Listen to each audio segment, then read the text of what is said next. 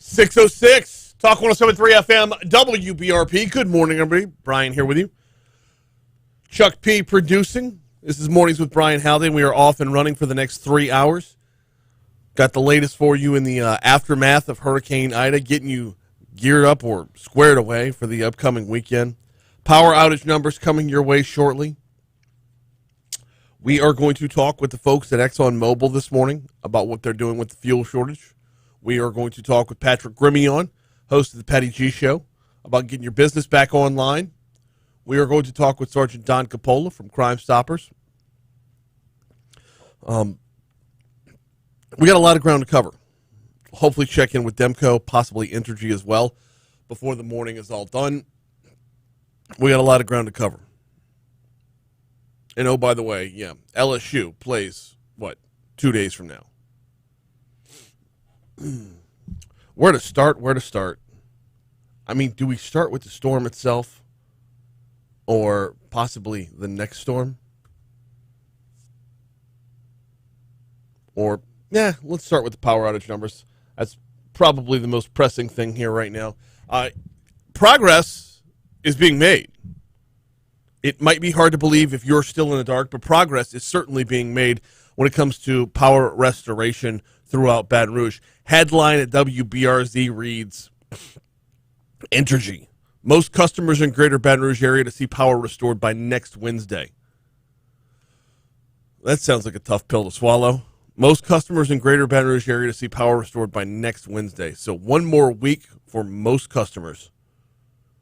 However, if you go to the Entergy outage map, you will learn that we are down to 80,000 Entergy customers, 80,576 in East Baton Rouge Parish alone, still without power. That number is significantly lower than it was yesterday. In fact, I want to say when we signed off on the Jay Ducote show yesterday, Chuck, we were still at 93,000, I believe, when we signed off. That sounds right. So at 6 p.m. yesterday, we were at 93,000. So in the last 12 hours, they've posted up roughly 12,000 people got back online. That's not a bad number. No. Not a bad number. Now, the article at WBRZ says, as the Capital Region enters day 4 of stifling heat and hurricane-triggered power outages, one local energy company says it's making headway in recovery efforts and now has an estimated date of full power restoration to the area. That date, according to Entergy, is Wednesday, September 8th. Power company relayed the message via their Facebook page saying, we anticipate the vast majority of customers in the greater Baton Rouge area who can safely accept power will be restored by that date. So, vast majority. We're not talking about having that list tick down to 40 or 1,000 left, 30,000 left. The vast majority. And note that they say in the greater Baton Rouge area. Oh, by the way, what are we looking at outside of Baton Rouge right now? Well, let's check in on it. Livingston Parish, 20,146. Tangipahoa Parish, 58,363. That's going to be an area of concern we'll get back to in just a second. Moving across north of us, East Feliciana Parish, 232. St. Helena, 1,694. Moving to the south of us, we got St. John the Baptist Parish is 19,376 without power. St. James Parish, 6,794 without power. Ascension Parish, 30,185 without power. Iberville is at 3,204. West Baton Rouge, 9. And Point Capee, 5. I believe everyone from Entergy in West Feliciana is back on. But when they talk about the overwhelming majority, they're talking about getting numbers down into the single or double digits. East Baton Rouge, though, is not all of the greater Baton Rouge area. Livingston and Ascension parishes are going to be problem spots for some time. Demco said this day before yesterday, actually on this show. David Latona from Demco said it would be a weeks-long process. And in some of the problem areas where the storm did just slowly pound Ascension and Livingston Parish. Areas that were right in the path of the eye of the storm, there's going to take a lot of rebuilding. There's a lot of rebuilding that's going to need to be done, which is going to make it take longer. And those same areas that Demco covers, there are Entergy customers there as well. So that's where we're at to start the morning off. We will get to a lot more. We've got a lot more ground to cover throughout the morning, not just with power restoration, but getting everybody back to work, getting everybody back to school, getting everybody back to some semblance of normalcy in the wake of Hurricane Ida. Also, we're not done with the tropics just yet. We're not even to the peak of hurricane season. We'll touch on that a little bit and plenty more. Right now, though, we are due up for our first break. Before we take that break, though, got to tell you about the folks over at Baton Rouge Physical Therapy. They've got 6 locations throughout the greater Baton Rouge area. They have been around for over 58 years now. They basically introduced physical therapy to Baton Rouge. Now, when you think physical therapy, you might think of recovering from some kind of major injury, like a major accident or surgery or something to that effect. It's so much more than that. Physical therapy can be so much more than that and can get you back to being your best you by taking the time to sit down, diagnose the problem that's ailing you. And like I said, it doesn't have to be some kind of major injury. This just can be that nagging pain that keeps you from being your best you. They sit down, they diagnose the problem, they get to the root of the problem, they help you work through your problem. They've done so for more than 58 years, and they've got 6 locations throughout the greater Baton Rouge area to help you. You can find them in Ascension, you can find them in Livingston, you can find them in East Baton Rouge. You can find them by starting at brptlake.com, brptlake.com. Get back to being your best you by trying a little physical therapy with Baton Rouge Physical Therapy.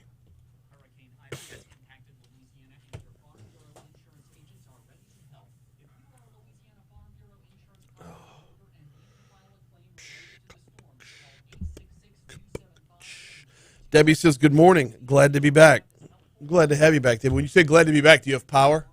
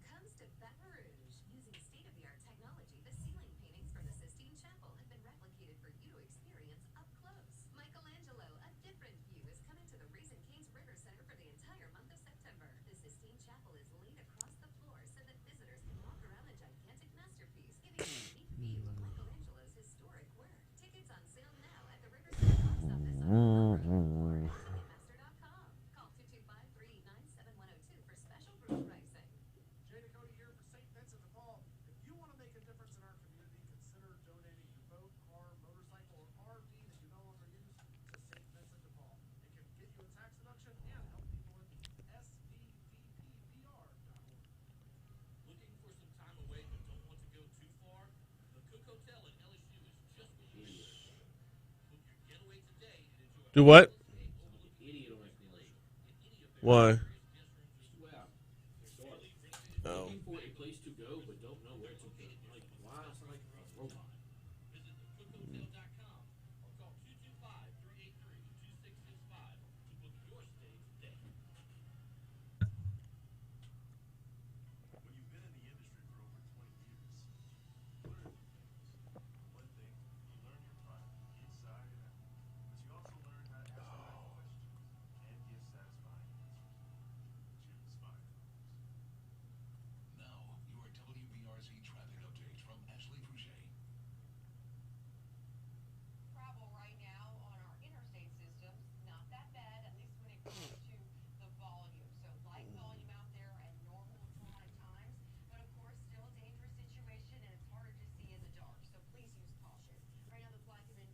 No power or water. Subdivision's pretty bad. Yeah, no water. Are you in Livingston Parish? Yeah, I'm hearing more and more about the water problems in Livingston. We're going to see if we can't get Leighton Ricks on in the 8 o'clock hour to talk about it.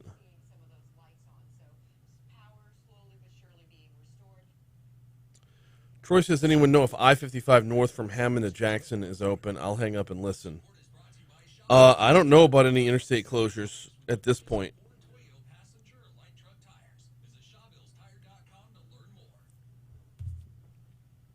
You got LRN cuts?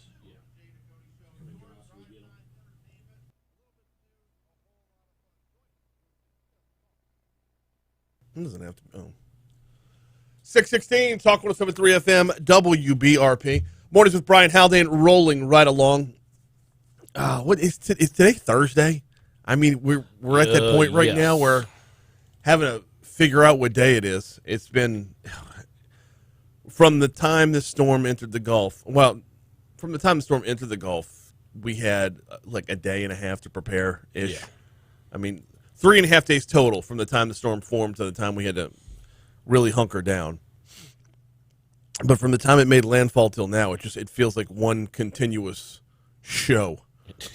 Yes, it does. I mean, it's been one thing after another after another. This coming weekend is going to be one heck of a reprieve. For sure, for a lot of people. Yeah. All right. LSU Tigers will be in the Rose Bowl this weekend.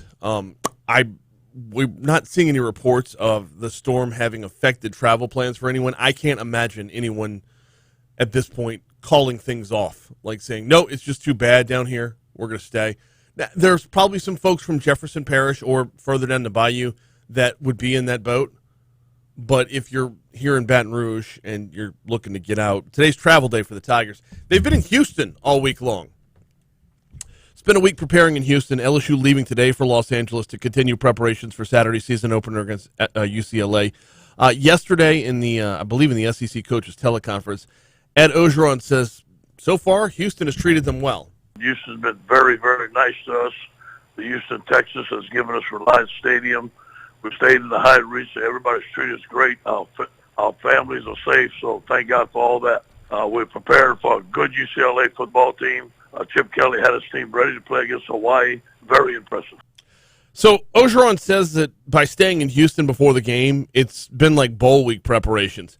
UCLA already has a game under their belt. They took on Hawaii last weekend and really pounded Hawaii. 44-10, I believe, was the final score last Saturday. Ogeron says UCLA's defense looks much improved over last year. I thought they had their guys playing. They were attacking. They were making plays all over the field. And I thought their cornerbacks tackled well in open space. So it's going to be a challenge, but we have speed too. So taking a look at some of LSU's roster, Ogeron announced freshman wide receiver Malik Neighbors will not play. He's out with a shoulder injury. But many of the guys that were hurt during preseason camp are ready to go Saturday as they were practicing all week long. Derek Stinger was out there. Eli Ricks was out there. Yes! Line was out there. Ty Davis was out there. John Emery was out there. So most of our team, not all, are back. 2 or 3 guys are probably not going to be, I need to see till Friday, 2 or 3 guys are probably not going to be ready to play. But most of our team are back, and we're excited about that. Yeah, you told me Stingley and Ricks. That's all I was really worried about getting into the regular season. Yeah, that's the important names. And, I was talking with Hunt Palmer about this the other day, is when you have a ramp-up to to regular season, everybody just wants to hit somebody new, And there's a period where camp gets stale. Hunt says, and I tend to agree with him here, moving to Houston for a week might not have been the worst thing to keep a little life and fire under the team. Here comes Fox Business.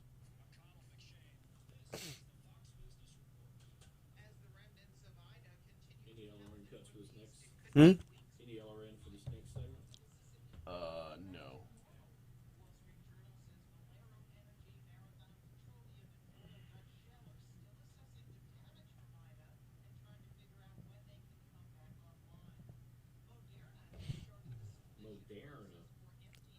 Yeah.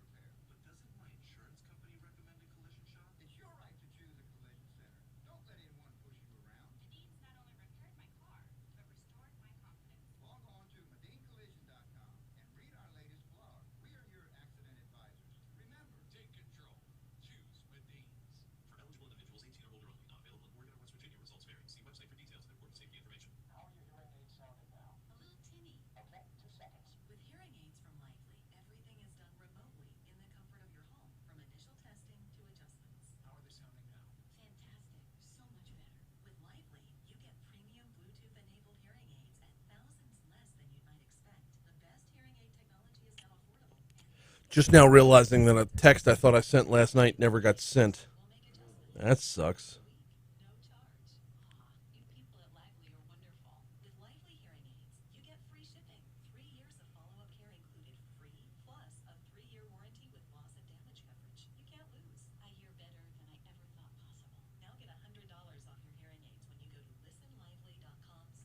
Yeah, I'm not seeing any closures on 55 at all. Only closures I'm still seeing are off the interstate.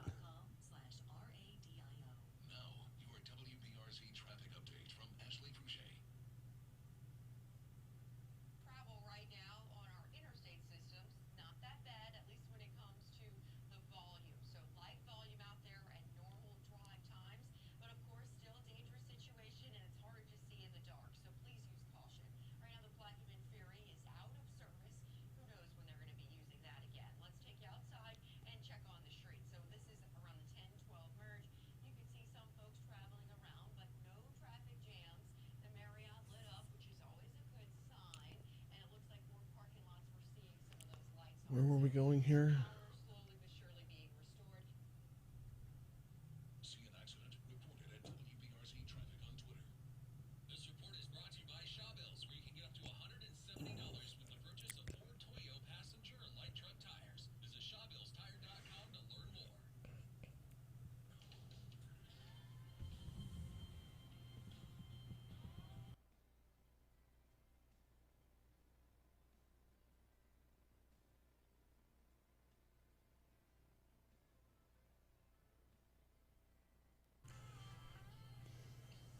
.624 Talk 107.3 FM WBRP Mornings with Brian Haldane, rolling right along. So the aftermath of Hurricane Ida. What are we looking at? What are you looking at? What are you seeing out there? Do you have your power back? I mean, for a large chunk of Baton Rouge, it has been like quick work. But for a lot of us, we're still in the dark. The drive into work this morning, more and more mid-cities lit up. That's for sure.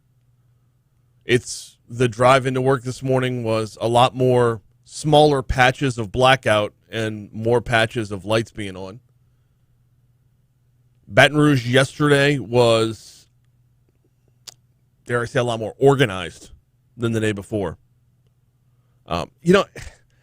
If you missed it yesterday during the, we were doing a midday show just to have more coverage of the aftermath of Ida.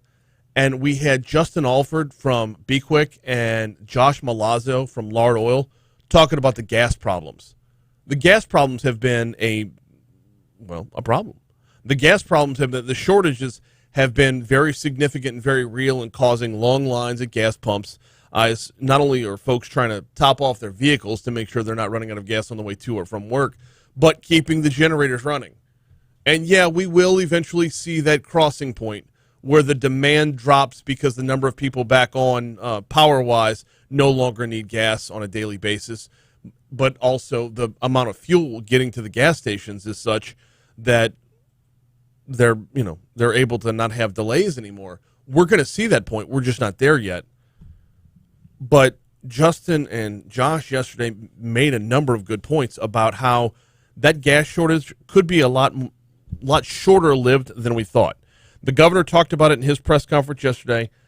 Congressman Graves put out a press release yesterday as well, saying U.S. Congressman Garrett Graves is requesting immediate assistance to relieve fuel supply shortages in Louisiana and other areas of the Gulf Coast that were hit by Hurricane Ida. He had sent a letter to, and I got to put this full screen in order to be able to read it. He had sent a letter to the Energy Secretary. And who is this to? It's to the Honorable Jennifer Granholm, Secretary, U.S. Department of Energy, and Michael Regan, Administrator of the EPA.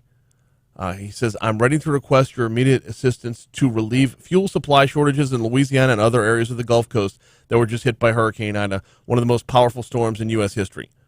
Recorded wind speeds reached nearly Category 5 storms. More on that in a minute. And storm surge devastated our coastal communities, resulting fuel shortages exist now and are likely to persist. So he's looking for help in that regard. And to go along with that, though, talking with Lard Oil, who supplies the Be Quick stations and a number of other stations in the area.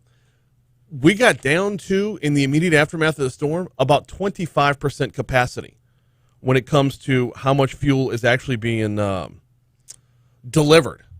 But that number was the bottom of what we're going to get to. It's ticking up from there. Today we should see higher than 25. Tomorrow we should see higher than today, and so on and so forth. And while capacity continues to increase, demand will continue to decrease. As long as people keep being put back online and the number of generators that are in use drops, that demand will continue to decrease while capacity increases. That being said, when we were talking with Justin Alford yesterday about this, the level of organization on individual properties is growing. Like putting out cones or hiring a police officer to work a detail to get people lined up in one direction, snake the line through, get everybody serviced as conveniently as possible. And I realize that's a relative term, and then back out on their way. The level of effort that's gone into that from the first day to the second day ramped up greatly. And my guess is moving into the third day of that is going to be even more so. And this, like I said, coinciding with the amount of demand dropping simultaneously. So what have you seen? Hop on our YouTube page. We're back on YouTube now. We've been over on Facebook for a little while to carry the show live on Facebook. We're back over on YouTube right now. What are you seeing? Did you see increased organization yesterday? Did you see more people lining up and being patient? Or are you seeing it degenerate? Let us know what you're seeing on our YouTube page. Probably we're going to, in the final hour of the show today, we'll go back to the phone lines, open things up to take your input, your feedback, your calls. In our next segment, we are going to talk with Patrick Grimion. He's the host of the Patty G Show. We do a business segment every single week on this show, and this is the perfect time to talk about this. Tell us some stories. What are you seeing up there that is a business that is handling things the right way? Also, how do you get your business back online right now while communication is so scarce?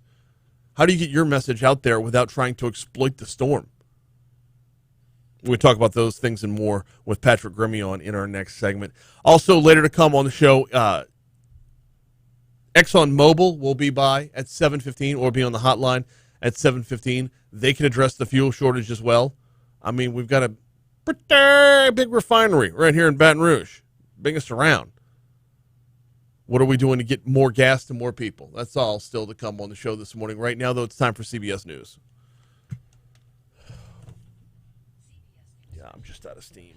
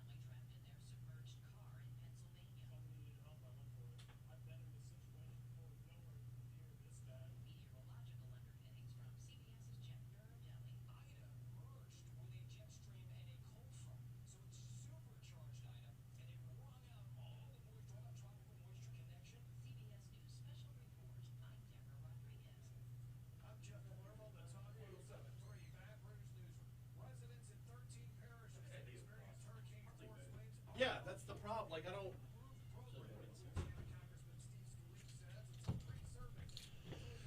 Oh, shit.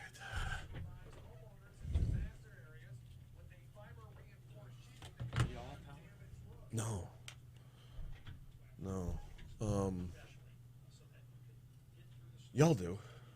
Just got back this morning at 3 o'clock. Really? Cool. Oh, wait. Seriously? That map is inaccurate. Oh, the map is very inaccurate. And the inaccuracy... And it showed mine having power for 2 days. Yeah, I mean...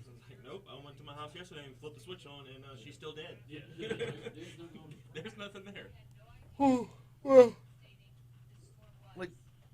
Punchinelli's and all them had power yesterday. That's close to you, right? So we're on like a little grid with our street and part of Foster. What part of Foster? Oh yeah, you're that much further up. Yeah. So like at the end of our street at Jefferson, everything towards government had power because they're on the same grid as the fire station. Yeah. So like my neighbor, a ex-coworker of mine who lives on Claycut, she was without power for maybe a couple hours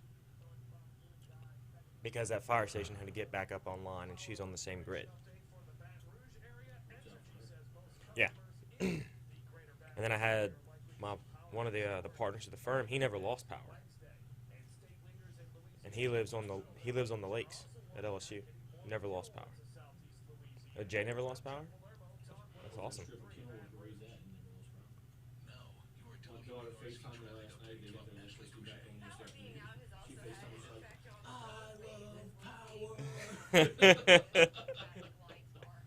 like, I can't get Disney Plus, but I'm watching Netflix. I was like, all right, cool. It's the little things, Chuck. Yeah. Yeah, we've been staying at my in-laws. They thankfully have the sweet sound of full house generator burning.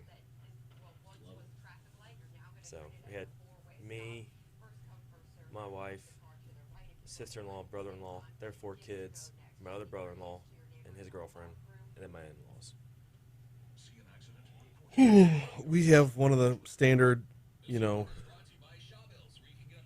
Polestar generators. I need more gas cans. Okay. Like this whole driving every single day to go find gas. That sucks. I did, however, I'm growing a serious appreciation for 190 on the west side of the river. It's gorgeous over there. It's nice and quiet. Oh, 190 is nice. Yeah. How bad have the waits been where you've been going? I mean, have you got anything on the side of the river? So 3 days ago I didn't do it because we had gas in the tank when we started it and had a little bit of gas left on hand.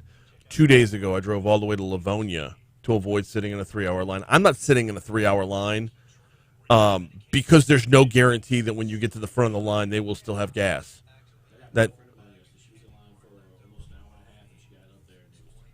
Yep. So it happened to me in Port Allen day before yesterday. Bruley, actually. Because all the lines were so long in Port Allen, I got to Bruley, and there were like shorter lines, and the guy in front of me had 6 gas cans, maybe 8, I don't remember. And so he filled up his truck, and then went to fill up the gas cans, and he had 2 gas cans still empty, and because I'm counting as he was moving from left to right with the gas cans across the back of his truck, he had 2 of them that were left empty, and like he got all frustrated and put the handle back on the pump and drove off. And I'm like, oh God, no! Please tell me that's not what just happened. And I pull up, sure enough, put my card in, go to pump out gas. It's just a trickle. Put my card back in, switch from regular to premium, thinking for some reason that would do something. Trickle. Didn't even register that it was going to charge me anything. And I hollered at the person at the next pump over. I'm like, you still got anything? He's like, no, man, it just dried up. I'm like, okay. So as I look across, everybody's like putting their crap back in their car, and like the whole station was dry at the same time. Jeez. Yeah. So yesterday, which we can talk about, talking about keeping an efficient line and order in gas stations, because, I mean, what was it? In Livingston Parish, somebody got shot over gas. In Central too, like you're getting shot over gas. How do you maintain order?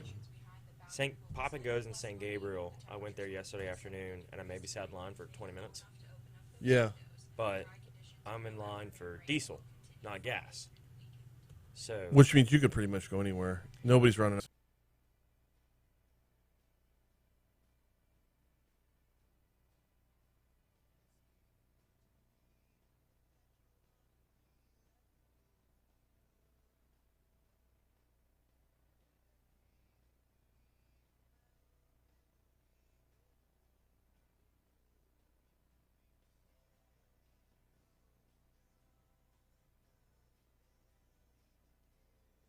638, Talk 107.3 FM, WBRP. Mornings with Brian Haldane rolling right along. Time to welcome in Patrick Grimion. He's the host of the Patty G Show. We talk business every Thursday.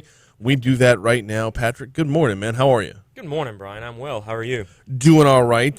So leading into, we were talking during the break. Let me re-ask the question now that we're on the air. You have power? I do. I got power this morning at about 3 o'clock. That is amazing. That is good for you, it's man. It's phenomenal. I'm super excited. So it's got to be a good feeling. It is. We're counting it down. We're hoping. I know it's very nice knowing that you can now bring your pregnant wife back to a house with power. Right. So what were y'all riding it out, or what had you been doing before? So we knew we were going to lose power. I mean, it was inevitable before the storm. We knew we weren't going to be anywhere near what some people were experiencing. Right. But we said we have the ability to leave our house and go to my in-laws, who have a full house generator, thankfully. Yeah. So us and about 8 other family members went to the house, and we rode it out over there. They were off of Highland and Oak Hills. Okay. They had 2 trees. Wow, they had power? No. Oh, no, you used your generator. You just said, and they've been we've been on generators since Sunday. Right. Just like everybody else. And so the trees were up. They had 2 trees uprooted and 2 massive limbs fall, but nothing within 10 feet of the house. Wow. So we were all sitting there praying, and, we lucked out. We were on the fortunate side of this equation. The number of us that lucked out in that regard by not having any physical, structural damage and whatnot. Like my mom lost a part of her fence. Ooh, part of the fence. Ooh. I got a branch on my tree, on my house. Ooh. Right, we had a bunch of limbs down in the front yard. Ooh, that's but the number of people who just got lucky with this, because we've been taking calls here, people telling their stories. Talked to a number of people who would take a tree, like clipped off part of the edge of the roof.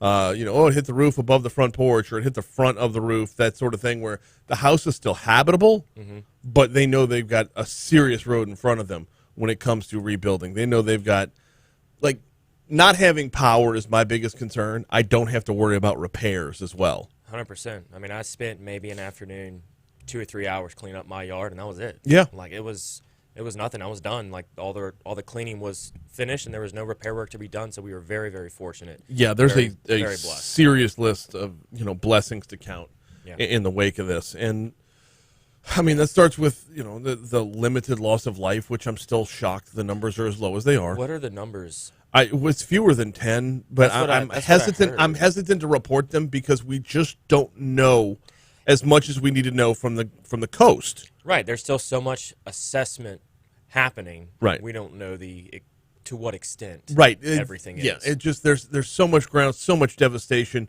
on Louisiana's coast, from Grand Isle, Port Fourchon, Venice, Golden Meadow, over into Lafourche Parish, Terrebonne Parish. When you run it all down, the amount of damage that is still to come, the amount of damage that is still to be tallied, is going to be just ridiculous. And then when you get into Orleans Parish, I mean, there's a lot of, we did not see from this storm what we saw from Katrina, right, with the breaching of the levee, and levee systems did great, but with the breaching of the levee, which led to such a serious loss of life. But what we don't know yet is what's happening in each individual house. Because unlike Katrina, there's not going to be going door to door, spraying the X's with the little grid, the 2 dead Natick grid. The whole, here's the number of people that were in there, here's the number of people that are in there, here's the number of bodies left behind. That the little X with the grid on it, or cross sign with the grid on it, was a major thing after Katrina. And we're just not going to see that this time around. It's going to be different because it's not that level of crisis, but it was that level of storm. Oh, the storm was just massive. I was watching videos from, was everybody, from Grand Isle, and just the amount of sheer forces of wind that came through there. I was talking with my family last night. I think they were talking about the shrimper that stayed down in Grand Isle, and his wind gauge broke off at 160 miles an hour, and it was still ripping through. Like, it's just astronomical, the amount of wind and rain and that type of damage that has occurred that we haven't seen in a while. And 160 was not the highest. I know, so I'm saying it broke off at 160. I mean, we've got numerous reports of 170 or greater. My guess is, So they go back through and recategorize storms for historical record. This one will be recategorized as a 5 when it's all said and done. Yeah. It was called a 4, but it will be recategorized as a 5 when it's all said and done. All right, let's talk a little business here, and we'll split this up between now and the next segment. And yeah, we're never going to be too far away from overall power outage numbers, as Entergy is still hard at work. But this is a business segment, so let's talk about this. In our next segment, I want to get into actual stories that you've seen since then of businesses are doing it the right way. But there's a number of things that businesses can be doing right now, but there's also a number of things that they can't be because communication's limited right now. Communicating that your business is open is more difficult right now than it normally is. What can businesses be doing in the immediate aftermath with the limited communication? AT&T is just now back to where I think they said 95% of their customer base has their services back. And I think it's like just service, maybe not a lot of connectivity to internet or anything. Right. It's been spotty, to say the least. I don't think people are checking their emails. Everyone's checking social media to be sure, but you don't want to be that guy, like pushing hard on social media. So what can businesses be doing right now just to get the word out that they're back? I would do a simple post on whatever your platform is. Just says, "Hey guys, we're open. We're open. Here are the hours. Yeah. We're open. Here are the hours. Message us if you need anything." More importantly, what should they not be doing? That is a difficult question to answer. Everyone sees those businesses that are posting whether or not, they either have the, hey, this is what we're doing aftermath. Then you have some that are saying, hey, look at us, how great we are doing this goody. That's such a hard topic, though, because it is. It's if tough. they're out there doing good, shouldn't they be documenting that they're out there doing good? If a business is donating food to like a community center, like note it. Don't like yes, you should note it. However, should there be a time? And the argument comes up: is there a time and place for it? Meaning, 2-3 months after the fact, hey y'all, this is what we did. Yeah, share a memory. Yeah, I suppose, but it's a delicate rope to walk, and you're going to have people on either side. Oh, I can't believe you're doing this. That's so awesome. Love it. Keep going. This is great. You're going to have those other people like, oh, are you doing this just for publicity? Well, are you doing this out of necessity as well? Restaurants especially, like, everyone appreciates when restaurants donate in the aftermath of a storm, but let's be very real.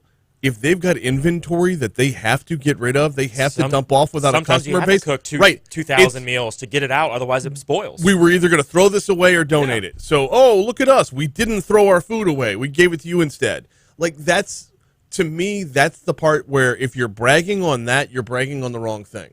Yeah.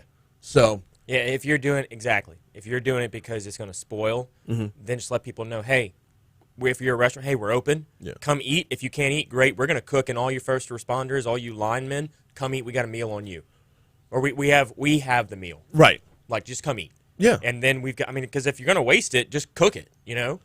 Cook it, serve it, but don't make a big thing about, look how great we are. Yeah. You were kind of in that boat anyway. It's like, look how great we are that we didn't waste our food.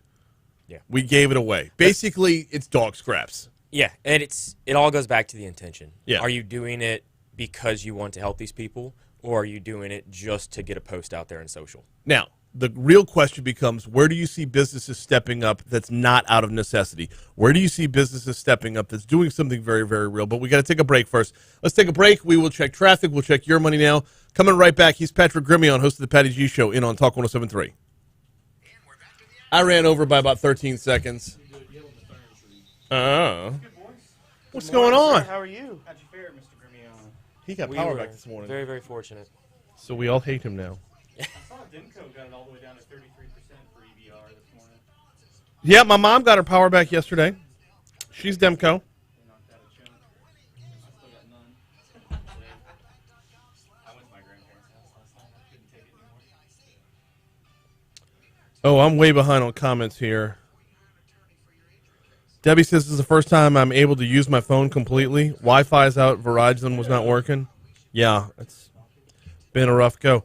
Verizon 5G was not working. Interesting, because everybody's ripping on AT&T right now when those problems have been relatively universal. Verizon was having service. But they don't have their 5G up. I guess not. I'm AT&T, so I don't know. Byron says, I hope there's a plan to get more gas to Southeast Louisiana very soon. There is. You're going to see it working today. No power for Clinton. Sorry, man. Yeah, y'all are right up the road. I keep an eye on, because I can put y'all's house and our house up on the map at the same time. Got excited last night when I saw the jewelry store outside our neighborhood with power on. That's that's the whole different grids, you never know thing.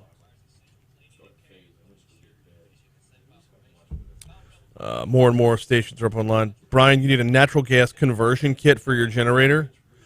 Galen, let's talk about need. How many times will I use it in a year? Like because I'm legit debating this in my head. It goes back to one of those. It's not if you need it; it's when you need it. Right. That's the you got to go back. To I that. know. But Franz and I talked about this yesterday. It's like, he's all in for a whole home generator, and I get it. I see it. It would be the lap of luxury right now. But am I going to pay the installment, and am I going to pay thousands of dollars on the front end? Mm-hmm. And he's talking about something different with the natural gas conversion kit. But like, am I going to pay on the front end for this investment, and then maintenance and upkeep? It's not for cheap. The investment every single month for something I'm going to use once every 5 years. It's not cheap. However, I promise you, my father-in-law was sitting there counting his blessings that he did it. I know. He did, because he's able to house 10 people, right. 12 people in his house, and you've got 4 kids, all under the age of 6.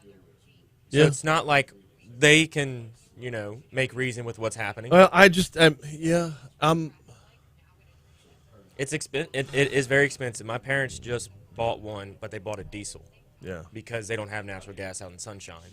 And what they did was they bought one which used to be used at an AT&T substation. So AT&T substation backup generator that they have somebody that goes around for AT&T and changes them out every so many years. Mm-hmm. And when they say, hey, we'll pay you, but we're also going to give you a reduced rate and you can keep the generators. So then he takes them and then sells them.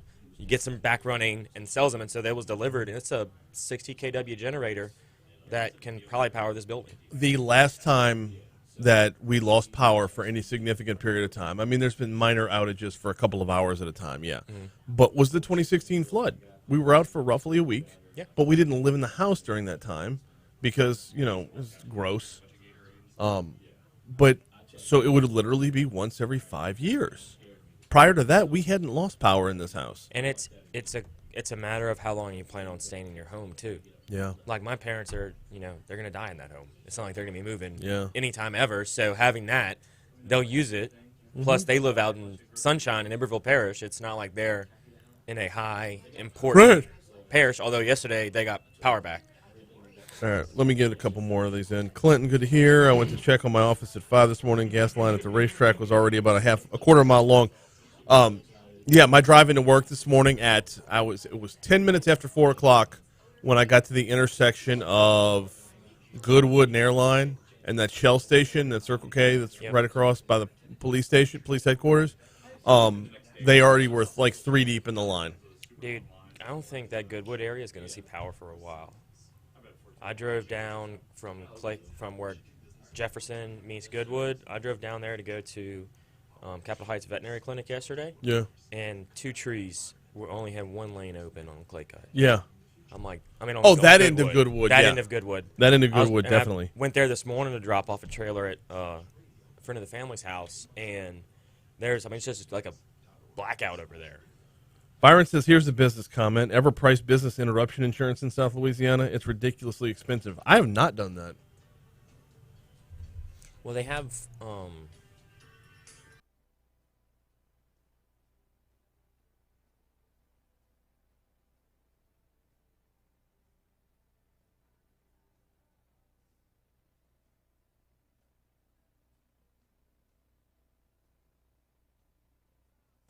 652 Talk 107.3 FM WBRP CBS World News Roundup coming your way about 7.5 minutes from right now.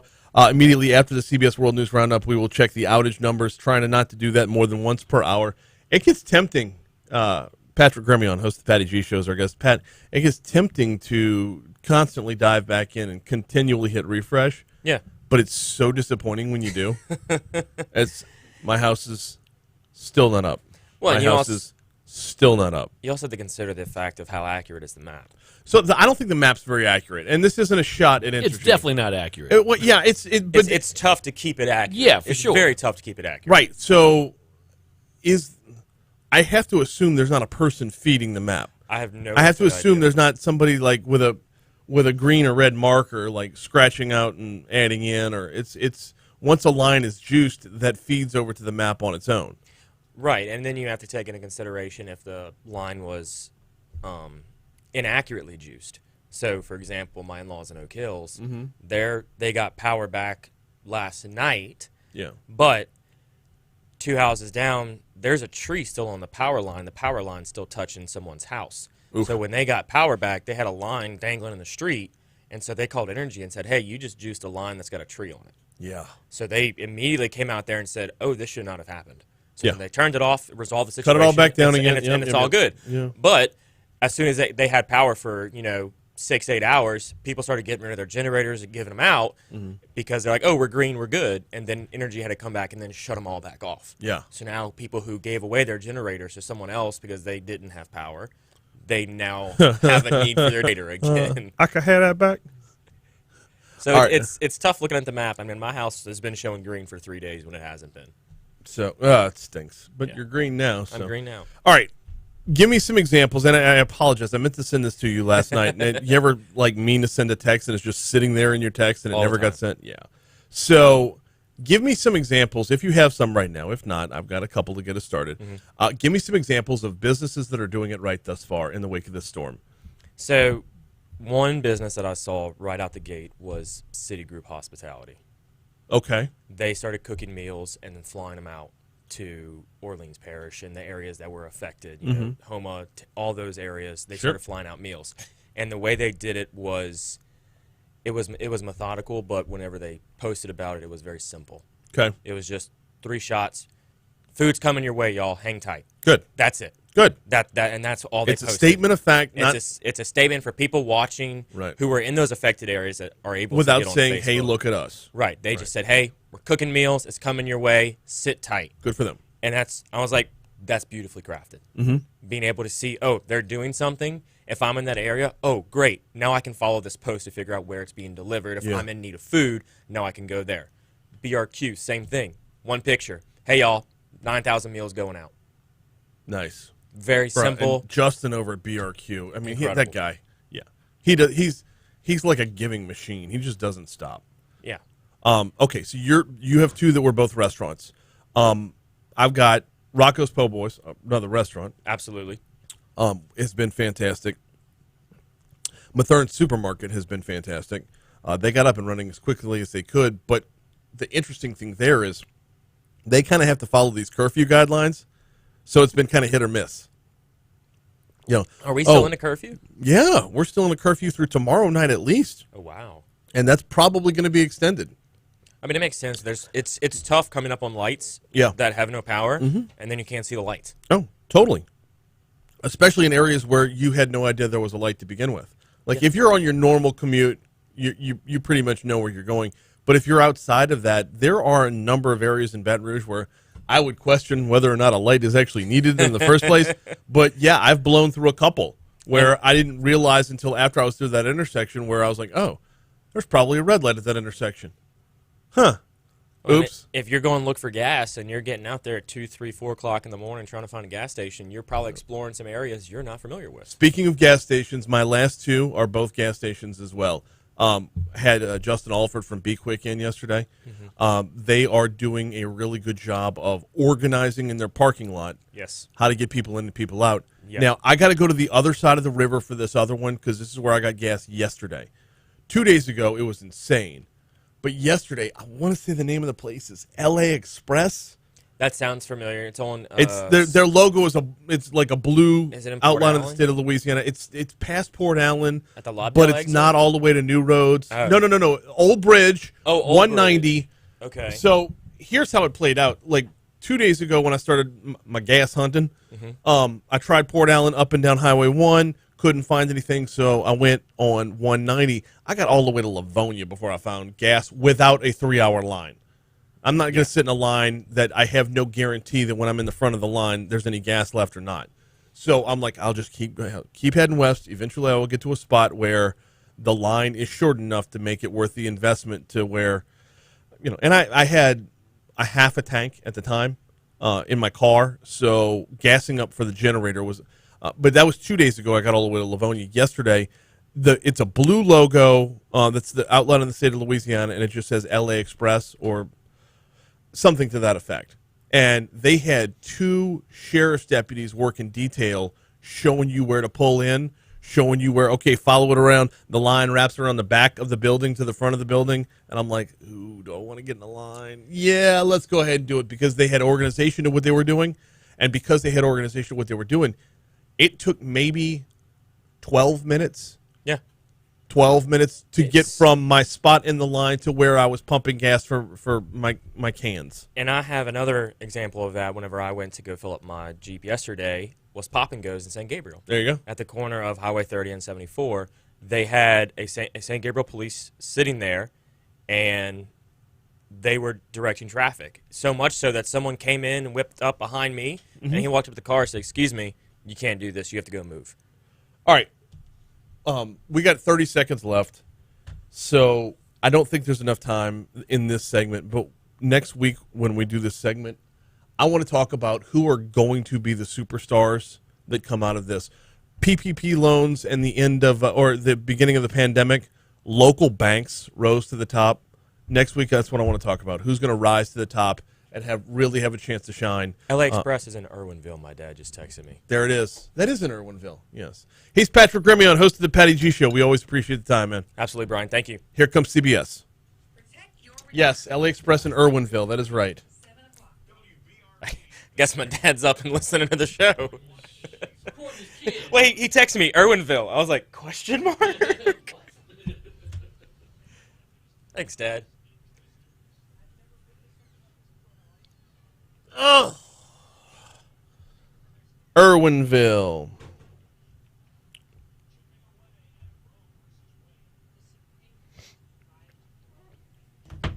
Yeah, no, that's... Have I heard any word on the Demco Outage Map? Yes, I have. In fact, I had access to the Demco Outage Map. Okay, we have access to the Demco Outage Map again. So, from Demco's perspective, St. Helena and Tangipahoa Parish, percentage-wise, are their biggest problems. Livingston Parish and Ascension Parish are going to be their longest problems. Well, no, Tangipahoa is going to be a long problem. But Demco is down to 51% of their members are without power right now. In East Baton Rouge, that's down to 33%. Ascension is at 42%. Livingston's at 68%. St. Helena and Tangipahoa are both over 99%. That's like one person in Tangipahoa. Or what is it? Yeah.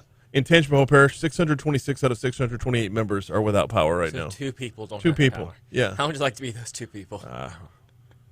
Better than being the other 626. Yeah. So, yeah, I'm going to update all the numbers for you here in just a second. So what I think gas stations can be doing better of is communicating to their diesel customers if they have diesel or not. I understand they're a minority in the crowd. We're a minority in the crowd. But it's nice to know we're out of gas, but we have diesel. You know, because now you're letting also... Do you have the Gas Buddy app? I don't. All those answers are on the Gas Buddy app. Really? Yep. Because like if you're a crew that's hauling heavy machinery, you're using a diesel truck. Yeah. You still need diesel. Mm-hmm. You still got to fill up. If you're in the power, if you're working for energy and you're running boom trucks, you're running a diesel motor. Yeah. I got a diesel Jeep. You know, there's a small number of cars, but there still is a pretty good bit of cars that are on Franz's diesel. car's a diesel.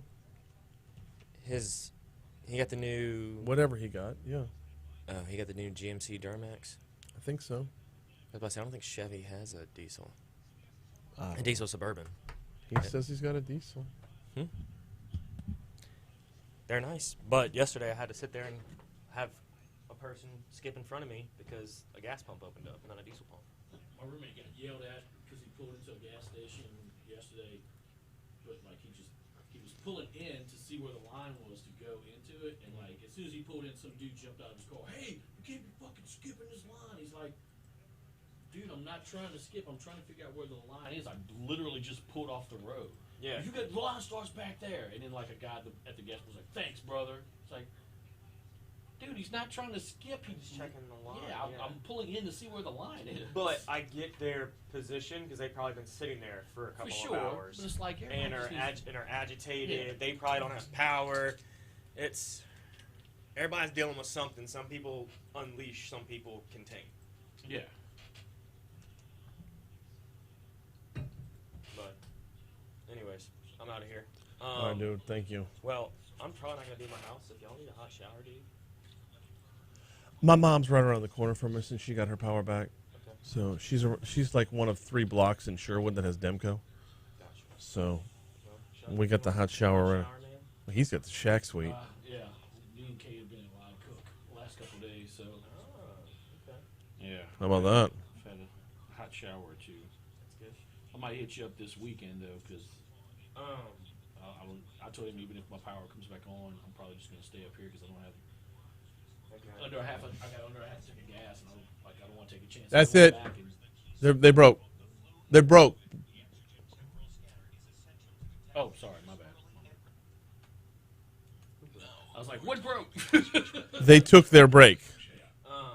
Yeah, no, let me know because I'm going out of town, and if my wife is also going out of town, we'll have an open house. Okay. So just shoot. I'm leaving tomorrow at 2 o'clock, so let me know before then. I can leave the key out, but text me when you get there so I can turn the alarm off, and you don't set it off. Yeah, I'll definitely do that. Yeah, seriously, I'll hit you up. Thank you. I just let me appreciate know, it. bro.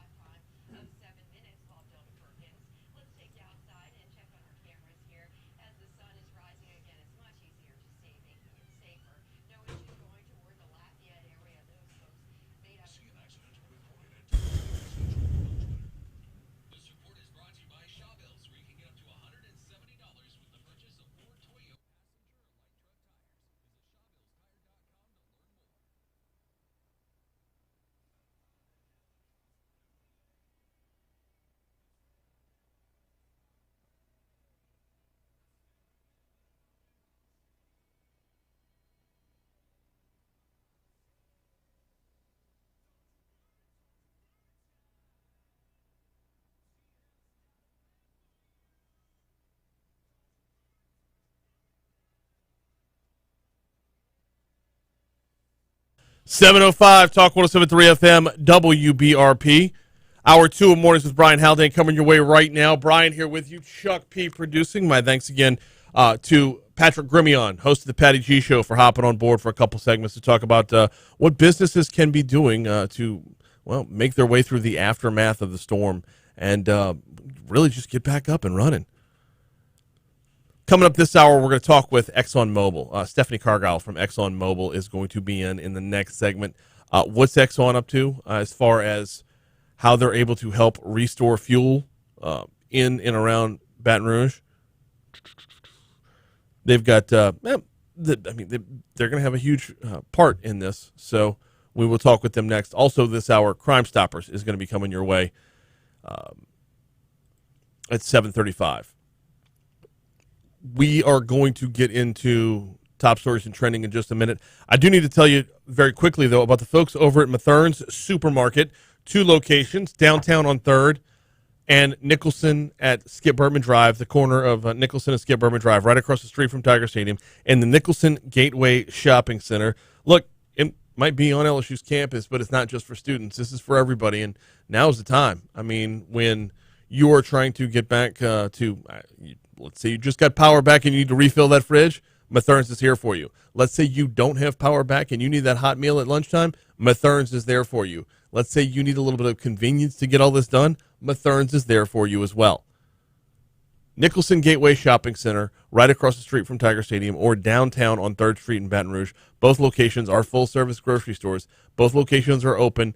Curfew hours are in effect, but they are both open to help you get squared away in the wake of Hurricane Ida. All right, we'll check overall outage numbers in just a minute. Right now, though, we're starting off with top stories and trending. Let's go.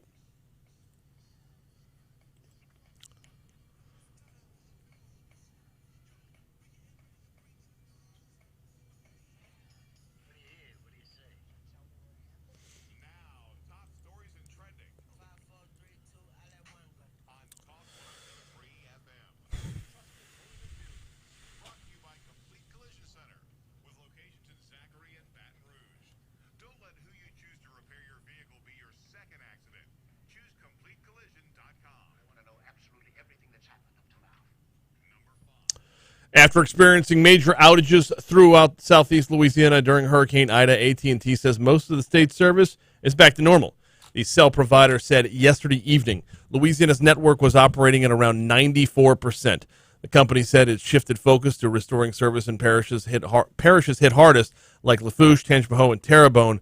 Their full statement includes just what they went through, and they wrapped that statement up by saying our teams are also closely monitoring Ida's storm path in the northeast, as AT&T is a lot bigger than just Louisiana, so they're going to have more to do in the very near future. LSU is going to hold makeup classes after the closure because of the storm. Several additional days of classes to make up for the cancellations because of Ida. University said 5 makeup days will be necessary to ensure Louisiana reaches its minimum required number of class days.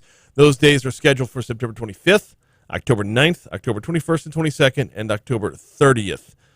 So I'm guessing those were individual days off, Thanksgiving break, or not Thanksgiving break, a fall break, and the like. So LSU planning on making up days that were already missed. Speaking of schools, when will school systems be back in? Well, as of right now, East Baton Rouge is among a number of school systems that are set to return right after Labor Day. East Baton Rouge Parish Schools, along with Assumption, Central Community Schools, City of Baker School System, East Feliciana, Iberville, LSU, Southern, St. Mary Parish, West Baton Rouge, West Feliciana, Ascension, Livingston, Southeastern, St. Helena, Tangipahoa, Zachary Community School District are all, as of right now, slated to get back on September 7th. Now, I wouldn't expect all this to hold for all of these schools. You're going to find today and tomorrow that a number of them need to cancel even further. State offices are still closed in 20 parishes. They will remain closed through Friday in the wake of Hurricane Ida. Offices in Ascension, Assumption, East Baton Rouge, East Feliciana, Iberville, Jefferson, Lafourche, Livingston, Orleans, Plaquemine, St. Bernard, St. Charles, St. Helena, St. James, St. John the Baptist, St. Tammany, Tangipahoa, Terrebonne, Washington, and West Feliciana parishes all remain closed for at least another day. They will be closed through Friday. Entergy says most of their customers in the greater Baton Rouge area will have power restored within the next week. They're saying by next Wednesday, as the capital region enters day 4 of stifling heat amid hurricane-triggered power outages. One local energy company says it's making headway in recovery efforts, now has an estimated date, September 8th. That would be next Wednesday. Power company relayed the message via their Facebook page saying, we anticipate the vast majority of customers can safely accept power by that time. The company went on to say, as damage assessment reports continue to come in for other areas throughout Louisiana, we will develop restoration times and provide them to our customers as they become available. That being said, the efforts in Baton Rouge alone are already, ramped up. Entergy right now, you know what? We'll hit that right after we hit trending. Those are your top stories. Here's a look at what's trending this morning. 3 days after Hurricane Ida, people are running out of food, looking for other options. As a result, restaurants and fast food chains are seeing longer lines and longer wait times than normal. Quote, the only place that was open the other day was McDonald's, and the line was to the highway, so I wasn't about to go and sit and wait for that, said Zoe Bertrand before walking into a restaurant. This is the first time coming and actually getting a hot meal since the hurricane. It's been kind of hard to find food, which is weird in Baton Rouge, where you're surrounded by restaurants. The number of restaurants that got back online yesterday, including our own government taco, has just been phenomenal. And from what I'm hearing, by all accounts, everybody's been super nice on the restaurant end. There hasn't been that whole the level of frustration you're seeing at gas stations, you're not seeing at restaurants right now. So that is top stories and trending. Here is a look at your latest when it comes to the power outages, running down all the numbers from the surrounding area. We will start with Entergy, and we will start in, why does this keep telling me Madison Parish? Entergy's not showing numbers for West Feliciana Parish right now, so we'll move on. East Feliciana Parish. 45 Entergy customers still without power. St. Helena, 1,694. Tangipahoa, 58,363. Livingston, that number is 20,147. St. John the Baptist Parish, 19,376. St. James Parish, 9,794. Ascension Parish, 30,373. Iberville Parish, 3,203. West Baton Rouge, 9. And Point Capee Parish, 5. Here in East Baton Rouge Parish, per Entergy, 80,162. It was about, 24 hours ago they were at 102,000. So if you're knocking off 18,000 over the course of 24 hours, we're going to be all right. Now, that number is going to fluctuate. That number is not going to stay at 80,000. It might tick up a little bit during the day today before knocking back down again. And you will see patches where the number that pops off, that number that rolls off the list, is not as great as it otherwise would be. Those are Entergy's numbers. What about Demco's numbers? Well, Demco has made some significant progress. Their website was down most of yesterday because there was just so much information that had to be logged. And here's where we're at. Demco is now down to 52% of their members still without power. This time yesterday, that number was 78%. Looking at Demco's numbers, Ascension Parish, 6,384 are without power. East Baton Rouge, 12,183. That's only 34% of the members in Baton Rouge.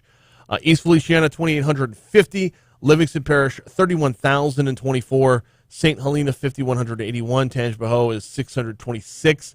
And West Feliciana is 51. To give you a little more perspective here, Tangipahoa Parish, that's 626 Demco members without power. It's all but 2 of them. They only service 628 houses or households in Tangipahoa Parish. So 99.68% of those Demco members in Tangipahoa are without power. St. Helena, similar scenario, 99.12%, as it's 5,181 out of just 5,227. So Demco's been hard at work as well, just like Entergy has. We are going to see spots where it slows down a good bit just because they've got so much work to get done in those areas, but nonetheless, it's ticking away. All right, what's Exxon been up to? How are they able to help? How are they able to provide service in the immediate aftermath of Hurricane Ida? We'll take a quick break. When we come back, we'll talk with Stephanie Cargile about exactly that next. Hurricane Ida has impacted Louisiana and your farm. Is that Stephanie? Yeah. Who was the other call? Couldn't hear him.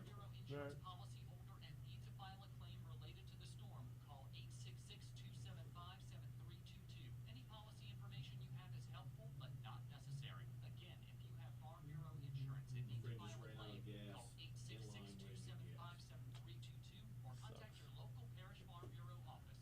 Louisiana Farm Bureau Insurance. Real service, real people. Choose the right attorney. By my house, and I tell you, you're at work, you have to do Don't allow insurance companies to take advantage of you. Make the right decision. Don't leave money on the table. Visit murphylawfirm.com or call the attorney Peyton Murphy at 928-8800. Main office, Baton Rouge. Pizza Artista next to Sprouts on Perkins is the newest and best option in gourmet pizzas. With the largest selection of ingredients, Pizza Artista is perfect for let me check carnivores, it out. vegans, or vegetarians. Experience Pizza Anything about Artista. trash pickup, like regular routes, they're back on. Yeah, they're back on. Yeah. Regular routes are back. In East Baton Rouge. Interstate travel picking up volume, especially across the Mississippi River Bridge on the eastbound side. And while the sun is rising, there's still a whole lot of hazards out there, but it's a little less dangerous than driving in the dark, which is really Yes, sir, the recommending routes are back to everybody normal. stay off the roadways from dusk No- until no dawn problem, so man. they can clear out all that you too, debris. But right now on the Mississippi River Bridge, Huh? slow down just barely though. Okay. Still have a decent drive time of 7 minutes while Delta Perkins. Let's take you outside. I know a and few check our Jasons. cameras here. As the sun is rising again, it's much easier I'm on the list to get my grass cut today. I don't know if I should tell them to wait. No, I need it cut. I just cut around the generator and the big setup. My roommate cut on Saturday. Yeah. I'm getting this done before this shit comes through.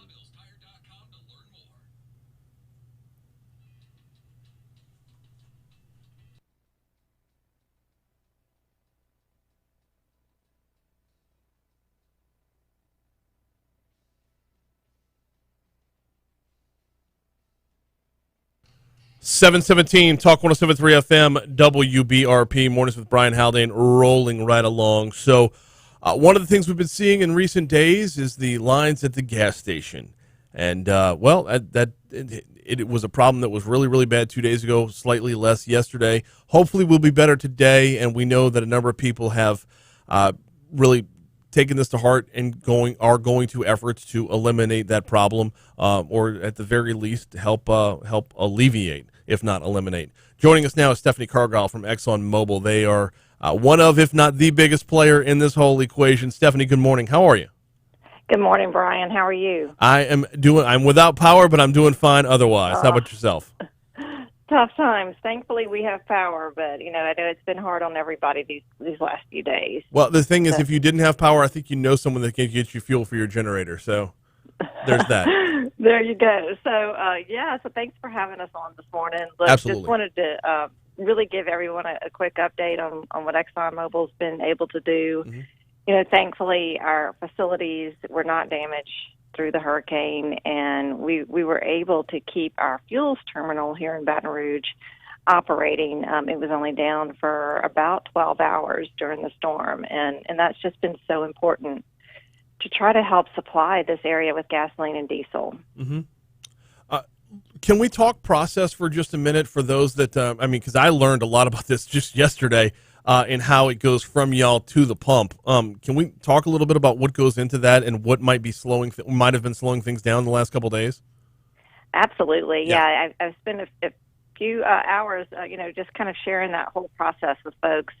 So our refinery, as most people know, which is located right there in North Baton Rouge, it makes crude oil, and that goes into our terminal, which sits right next door to the refinery. And that terminal is so important because it's making the gasoline and the diesel, it's blending it right there on site, and it's distributing it to our whole local region. Mm-hmm. So what happens is, as that terminal produces those products, we have distributors that are third-party distributors, and they bring their trucks to the terminal to fill up. And those are the trucks like Lard Oil. Lots of people have recognized their trucks that carry the ExxonMobil brand. They're one of our largest distributors. And they take the product and bring it out into the market. Now, those trucks will go directly to gas stations, or they might deliver it, in this case, directly to hospitals or emergency responders.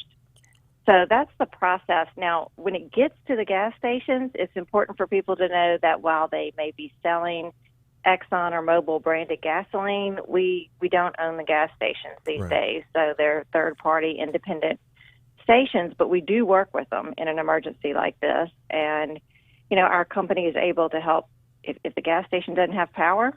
They can't provide the gasoline, which has definitely been an issue in this case. So we may help provide generators, but we're making sure that those gas stations that are up and running are definitely getting those deliveries through our distributors of the gasoline that they need. It's an interesting spot to be in because, you could see the name ExxonMobil above a gas station that y'all just don't run. So it's a weird spot to have your name on something without having oversight on how it's run.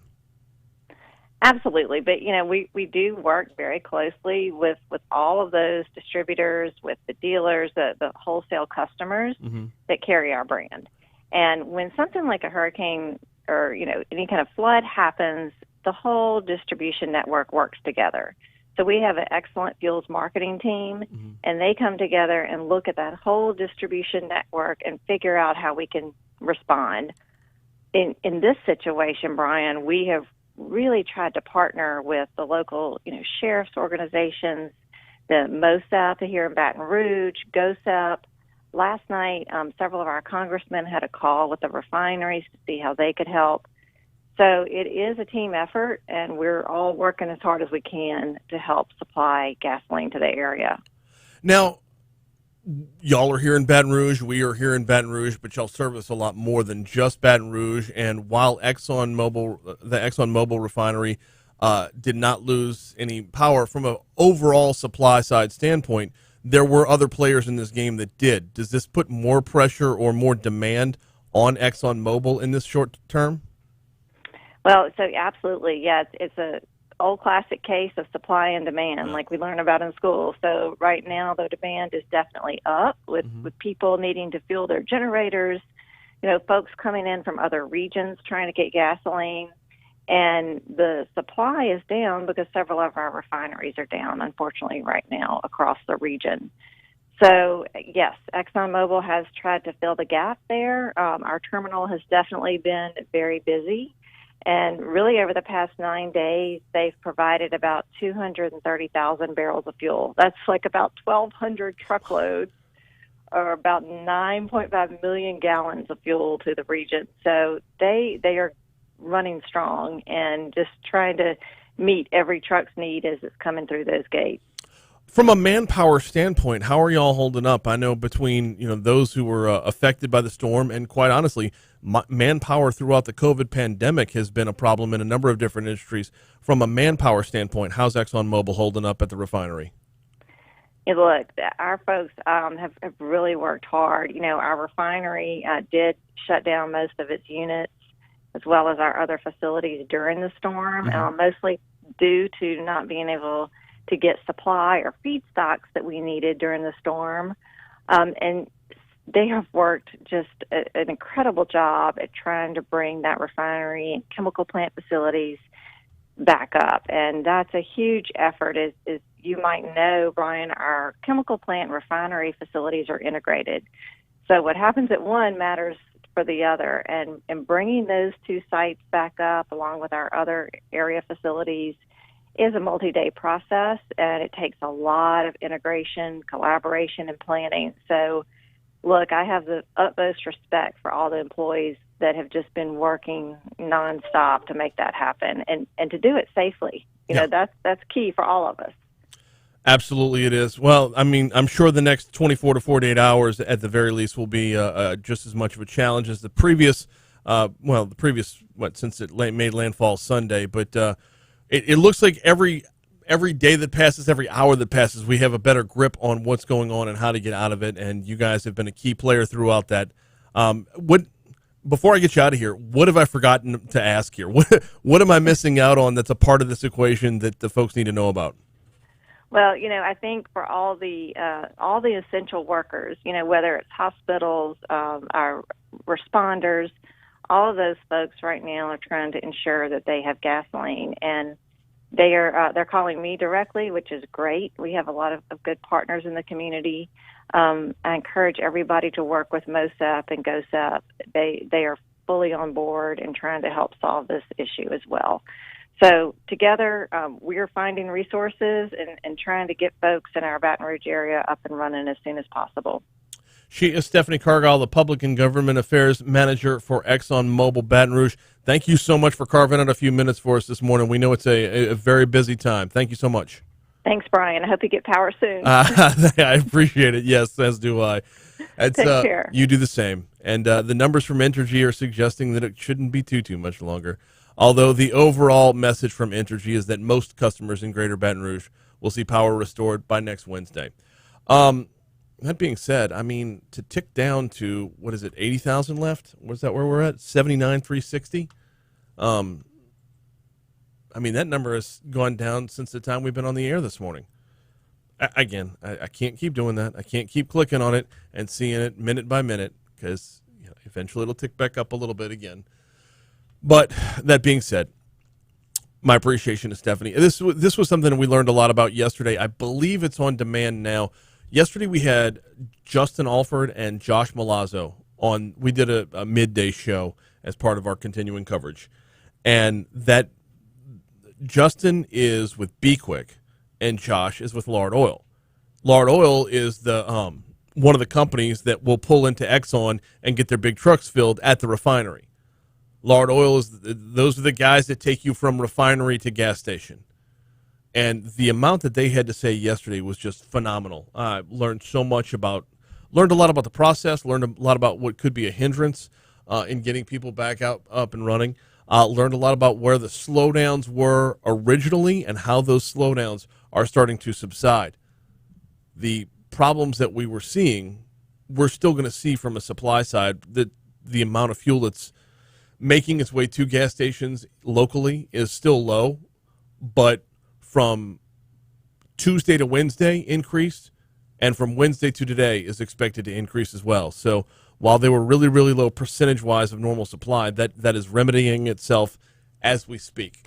And if you get a chance, if you have access to the internet right now, talk1073.com, the blogs and on-demand section, you can find Justin Alford and Josh Malazzo from yesterday talking about exactly that.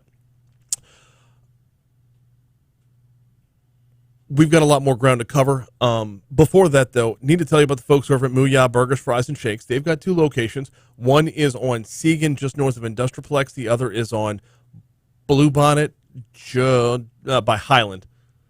Mooyah Burgers, Fries, and Shakes, they do it right, y'all. Freshly cut vegetables, fresh ingredients, certified Angus beef, freshly baked potato buns, real ice cream milkshakes. Not that soft serve stuff, real ice cream milkshakes. You might be in that precarious position right now where you don't have power at the house, so you're not ready to restock the fridge. That means dining out a little more. That means swinging by Mooyah Burgers, Fries, and Shakes. Grab yourself a burger. Grab yourself a double Diablo. That's my go-to. I'll do the double Diablo, although with the weight loss, it's just a Diablo now. I can't go full-on double anymore. You need to just splurge just for this week because it's been I chaos. hurt myself. I'll splurge and get a milkshake. To be sure. Okay, Oh, how fair. good does a milkshake sound right dude, now? A milkshake would be fantastic. I mean, a real ice cream milkshake. The s'mores milkshake is the flavor of the month. Ooh. Oh, it goes along with the campfire burger. Oh, You see the little theme I like going it. there? I Yeah. like it.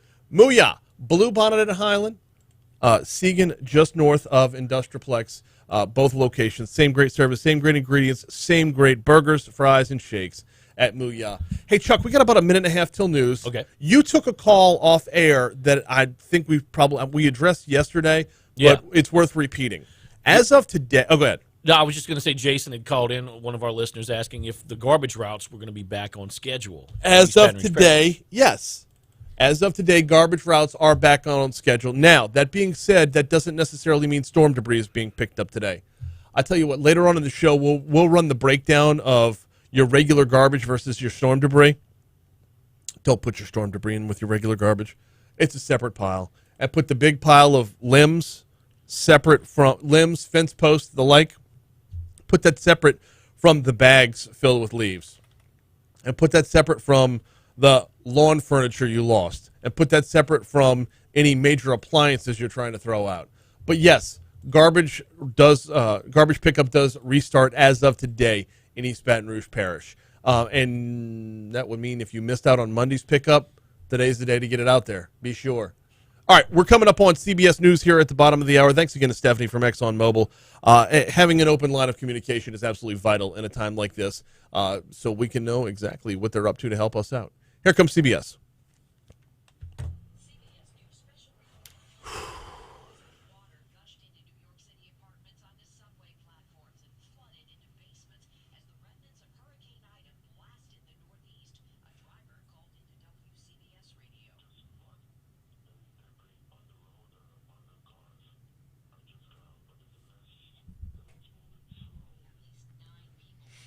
Firefighters in Roxborough, Pennsylvania rescued Greta Ferdinand and her dogs by boat. They helped me get my dogs, and they were just very, very efficient and professional. Several tornadoes touched down. KYWTV's Carrie Corrado is in Gloucester County, New Jersey. I've never witnessed something like this before in my life. A home leveled after a tornado touched down in Mulliga Hill. One man who lives right next door says his home was hit too. Flights have been canceled in and out of flooded Newark Airport. CBS News Special Report. I'm Deborah Rodriguez. I'm Jeff Palermo, the Talk 107.3 Baton Rouge Newsroom. Governor Edwards says a major part of his focus is getting more gasoline into Southeast Gasolina. Long lines are common and All right, I got to get water. Huh. Yeah, I said it. That's Don Capola. petroleum reserve. Hit hard by Hurricane Ida, Terrebonne Parish hits the road to recovery. Not bad. You got some power over there or what? Terrebonne Parish President Gordon Dove says first if you evacuated and are in a good place, wait a while. No, me and Brian are still both without power. Power, but also Yeah, I hope so too. I'm just worried about when my power does come back on. I've got like under a half a tank of gas, so I'm just like, I may just stay at the station and just like wait until it's, these gas lines kind of calm down. Dove says it may take time, but Terrebonne will recover from Ida. Kevin Gallagher reported. According to the Louisiana Public Service What's that, big Commission, time? 909,000 customers are without No, power. I got a limb that fell on Some lights are coming over my back on fence in and parts of the this French neighbor Quarter just kind of and the fell over. CBD. Governor Edwards says Everything's good, some Brian homes didn't have and any damage. businesses in New Orleans East also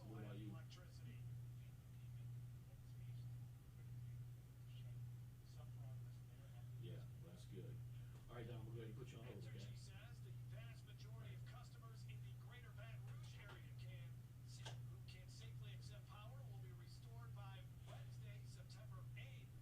And the company says that damage assessment reports continue to come in for other areas throughout Louisiana, and they will develop restoration times and provide them to their customers as they become available. As of this morning, there are 78,000 Entergy customers in Baton Rouge impacted by outages. Talk 107.3 Baton Rouge. Now, your WBRZ traffic update from Ashley Fouché. According to the DOTD map, there's a warning of a road closure going on now in a busy part of town, right in that area where Old Perkins that intersects with Bluff Road.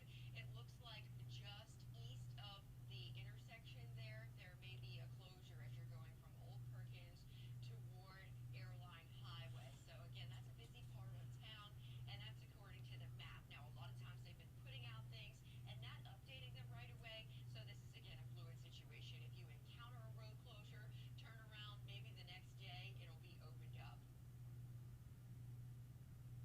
See an accident? Report it at WBRZ Traffic on Twitter. This report is brought to you by Shawbills, where you can get up to $170 with the purchase of 4 Toyo passenger light truck tires. Visit ShawbillsTire.com to learn more. Hurricane Ida has impacted Louisiana, and your Farm Bureau insurance Stanley says, "Together we stand, divided we fall." Hashtag let Satan D. to file a claim related to the storm. Call 866-275-7322. Stanley, Policy information. let Satan D. What does that mean? Die? Did he hit it before he finished typing? I don't know what he wants to let Satan do. But it's let apostrophe Satan D.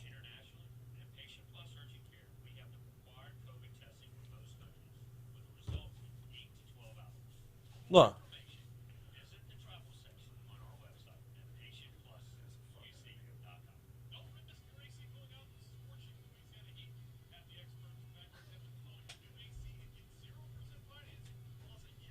I mean,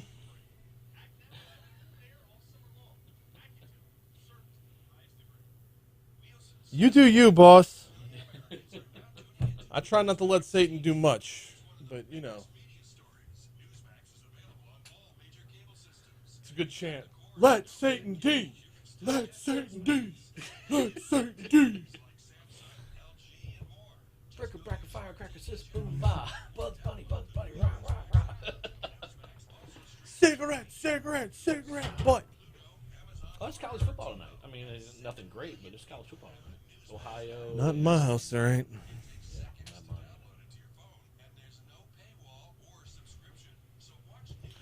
I think I might go by Government Taco tonight. And just drink. Hey, you know, after all of this, I still might not gain weight this week. That's good. If I go light all day long today, because I'm only up, I'm up by like a pound and a half. Is are Muya still coming tomorrow? Don't know. I will find out after the show today. Can they bring in a s'mores milkshake? I really want that milkshake. I should find that out right now. The National Weather Service has issued another precautionary heat advisory from 10 a.m.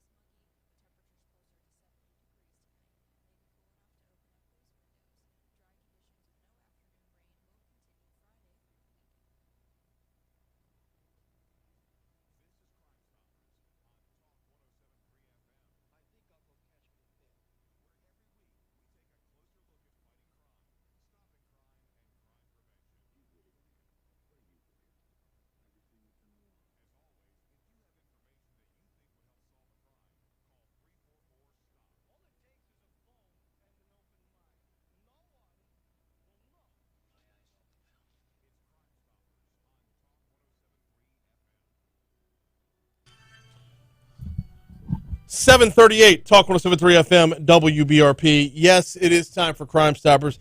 Yes, it is time to welcome onto the hotline Sergeant Don Capola. He's got cop right there in his last name. Son, Don, what's happening? Good morning, Brian. How are you? I am doing well. How are you this morning? I can't complain, sir. Thank you. I hear you. You got power? Not quite yet. We're hoping it's sooner than later, as Same. all of your listeners and everyone else. Same. As the number of those that are still without power dwindles, you have to believe that the odds are just increasing every single time more people get back online. That's fewer people that are left. So, it feels like you're moving to the front of the line, even though you don't know where you're moving at all. So, it is time for. And these workers that are just our local workers that have come in, they're doing such a great job. And I know, like you said, it can be soon enough, but Yeah. I have to stop and appreciate it and be thankful for the hard work they're doing. Yeah, absolutely. They got families they'd like to be home with as well, and they're just out there doing a job, doing it to their level best.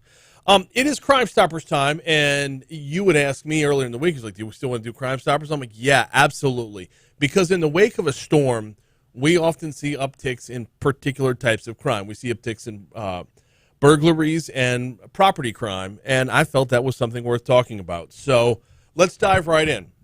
What should people be on the lookout for right about now? Well, first thing is Louisiana is no stranger to these storms, and we've learned a lot of lessons in the past that moving forward has helped people and educated people on what to do and not to do. Mm-hmm. So first of all, and after the storm passes, people are coming to help clean up. Well, then you have to be on the lookout for scammers. There's a lot of good people that come, and they're good-hearted people, but unfortunately, you have that small percent that are looking to scam you at a low point, and people become vulnerable to those. Mm-hmm. So Baton Rouge Police Department's Financial Crime Division has put out a list. It's on the Facebook page along with the other parishes and cities who have been affected by Ida. But just a few, be cautious to for door-to-door workers who claim to have leftover materials from previous jobs, contractors who show up unannounced. Never pay in full for repairs in advance. Avoid paying in cash. If possible, use a credit card. That way, you have some type of protection if something goes wrong. Check your insurance policy and check the insurance of these contractors to make sure that they are who they are and have the coverage before agreeing to any work done to your home. Yeah, it's all important tips along the way right there, because we're actually already starting to see it. I was filling in for Jay Dakota yesterday, took a number of calls during the show with folks who've got the trucks rolling up on them already, out-of-state license plates, which, by the way, take a picture of the license plate, take a picture of the actual contractor who you're talking to as well. And how many times do we talk about during this segment, how many times do we talk about having that P3 app? This would be this would be a great example of where to use it. You want that information. You want that, I don't want to say evidence, but should it turn that route, you would have evidence on hand at that point. And, oh, by the way, if they're a legit contractor, they would have no problem with this. So this is something where... And get everything in writing as well, and a good number. And that way you're protected in the fullest, and you're not out money because of these scammers. Yeah, it's being out money is that's a big thing from the start. It works in, if they're asking you for an exorbitant amount of a down payment, they're probably going to skip town. If they're asking you for a tiny down payment, that's also an alarm that goes off because you're never going to see them again. We've seen before where someone will just go door to door collecting $300 from people and just leave town. We've seen that scenario play out, just like we've seen, this is going to cost $5,000. I need all of it up front. So Right, way too many times have we seen that, yes. yeah, and then on the back end, even if they're not asking for money, you have to get the agreement in some form of written fashion, because what you don't want to have happen there is, okay, I've agreed to do this, this, and this for this price, and then come back around and say, well, we really had to do X, Y, and Z, not X, Y, and X, so now I have to charge you a different rate. You need that all hashed out ahead of time. You cannot go wrong having everything in writing. Yeah. Getting a copy of their liability insurance.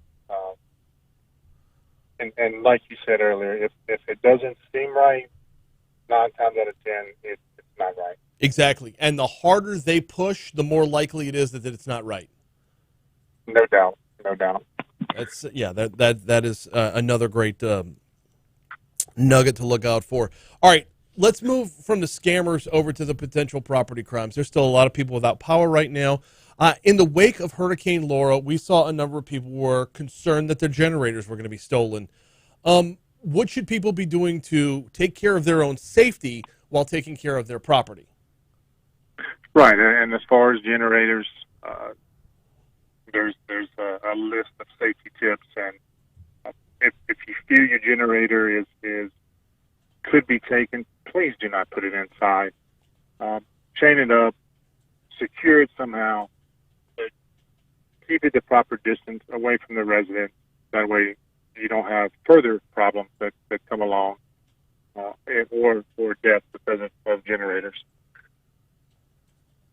As far as Baton Rouge Police, I can speak, and I'm sure the other agencies as well. Proactive patrols are being done to these businesses that do not have power in the evening time.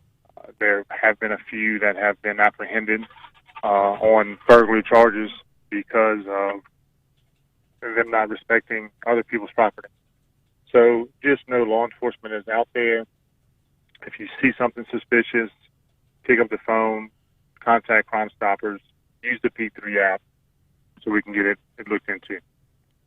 The P3, there it is again, another great use of the P3 app. If you see the folks in the neighborhood that don't look like they're normally in the neighborhood, don't approach anybody. Don't be suspicious. Just snag a pic. I mean, that's all you need to do. If you find out you need it later on, that's fine. But don't be like aggressive about it. No, you don't want to put yourself in any harm. And another thing, Brian, we want to discuss is the weather is getting nice. People are getting out on the roads. Remember, there's a lot of damage. Mm-hmm. You don't want to put yourself in harm's way by sightseeing. So we urge you, if you do not have to be on the road, please stay off the road. Let these emergency crews get in, get the repairs done so power can be restored. Lights are out, traffic signals are out. Please treat those as a four-way stop. So many times you see accidents happen because somebody just blows through a red light that's out. Remember, treat those as a four-way stop. Drive defensively, and we'll get through this as we have so many before. Yeah, it's kind of sad that we have this much experience, but it also kind of plays in our favor as well.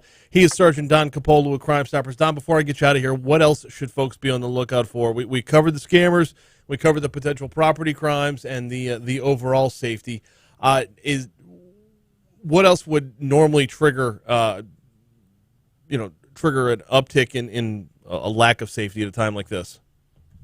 Well, we just want to encourage people to look out for each other. The people who have evacuated to get out of the storm's way for their own safety, those neighbors that stayed or returned early, look out for your neighbors. Look at their property. Stay in contact with them.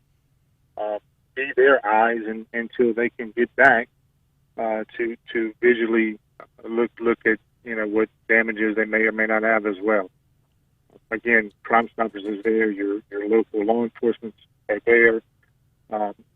Again, the Crime Stoppers, covers 8 parishes, and 3 of those 8 really were impacted by the storm. And we are there. If you need the P3, pick up the phone, give us a call, along with your local law enforcement and public safety officials.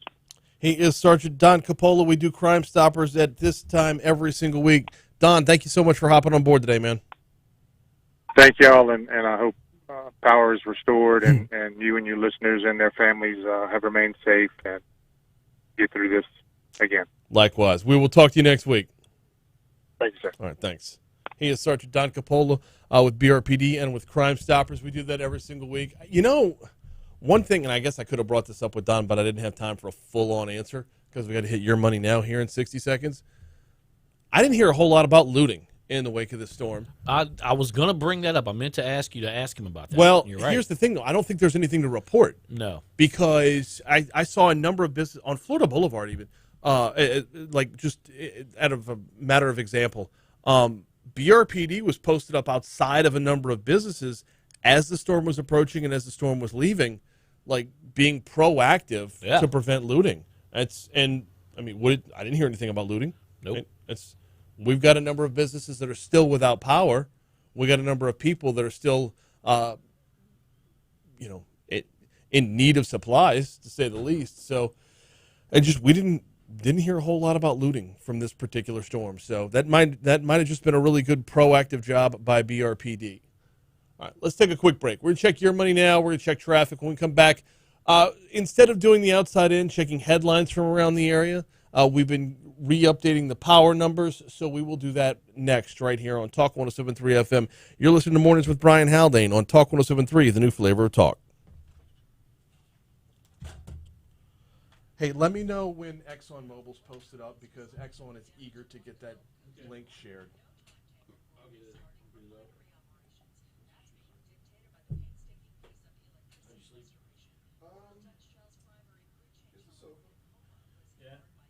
Oh, you did sleep at Live Cook? Yeah.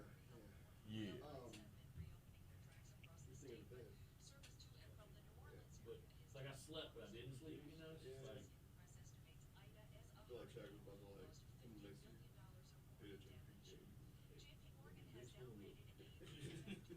Everybody knows. Yeah, it was alright. I think I put the AC too low in there. I put it like 65. I cranked it at 65 in that bedroom, too. Because it doesn't, I don't think it's like, at your house, like if you drop to 65, you start feeling it. I was like, it feels that cool.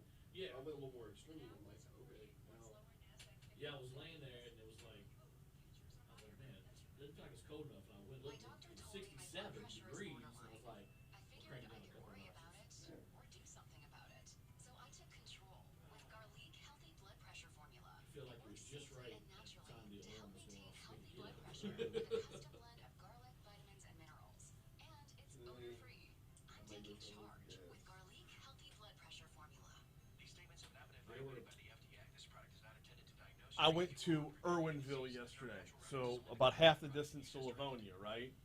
There's a LA Express, or Louisiana LA Express, the big blue state logo on the side of the road. They had two sheriff's deputies managing the line to get through, and it was easy peasy. Like, I didn't have to wait at all, but that was in the evening yesterday. Well, that's also out there. I'm working on 28 miles there. That might be a little bit out of your range. If I can hold out maybe to Saturday, and it's maybe a more regular flow by Saturday. I really don't think we're going to be seeing lines by Saturday. Gas station right down the street. Some people lined up there. The thing is, you got to come from the other way. Yeah. That's where the line is. Yeah, just make that block. There were people riding in and out of the Circle K and the other gas station in Haldane that was pulling in this morning. Just like scoped it out. Because it was empty, but it's like all the tanks had. Stanley says, picture of contractor's license if you can. Absolutely, Stanley.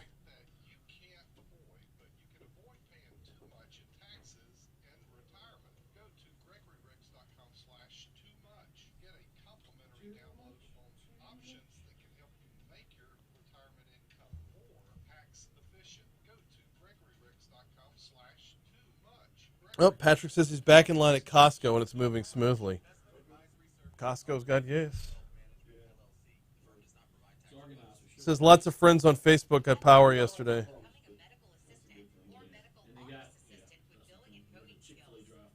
Yep. Well, and the way they funnel people through, like Chick-fil-A, it's friggin' efficient. But that's what that LA Express was doing. Like they basically took their driveway. Like you're coming one way on Highway 190. That's the only way in, and if you pulled off to turn in, the sheriff's deputy directs you, and he sends you right around the back of the building. They just had it like taped off, like caution tape, taped off. You go around the building and come back up the other side, and they got a person running the pumps over here. They're like, I got to open on 3 and I got to open on 6. Like, what side of your car is your tank on? You need 3. Go. That's the thing. I'm always mindful of that. People always pull up to the thing and then drag the damn thing around the side of the vehicle. I'm like, I just don't want to do that. I guess it came down to it. I just feel like. So you can get in the line where it goes though, like, and that's what they did. She's like, what side of your car? And I was like, passenger side. She's like, okay, then you need an odd number. She's like, 5's open. All right, go 5. It's easy peasy. And like, when I tell you the wait was under 12 minutes, yeah. And I know because I was listening to WFMF and I didn't get a whole commercial break in. Their commercial breaks are ridiculously long. No. This was after 6 p.m.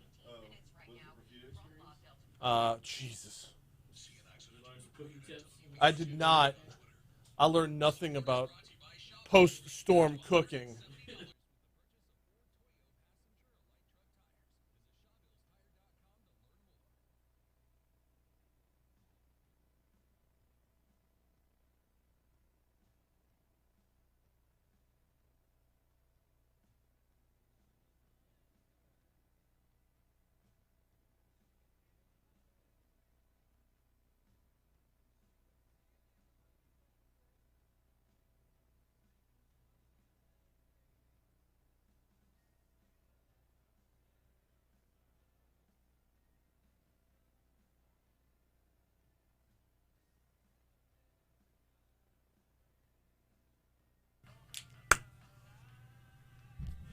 .755 Talk 107.3 FM WBRP Mornings with Brian Haldane rolling right along. So, thanks again to Sergeant Don Coppola for hopping on for Crime Stoppers. I know his cell service wasn't the greatest, but that's more information needs to be out there. We cannot reiterate enough. Get that P3 app. Get that P3 app. It's better to have it and not need it than need it and not have it. Still to come on the show, we're going to see if we can't check in with David Latona from Demco. We will get a full recap of the numbers in just a little while. Actually, let's go ahead and do that. Normally in this time, we have a segment called The Outside In. The Outside In is brought to you by Baton Rouge Physical Therapy Lake. And what the point of The Outside In is to not be so EBR-centric when it comes to the news that runs through the area. So we make sure we have at least one segment a day reserved just to check in on headlines from the surrounding area. Well, those headlines are all about power outage numbers, so let's go ahead and do that now. It's time for The Outside In. It's time for The Outside In.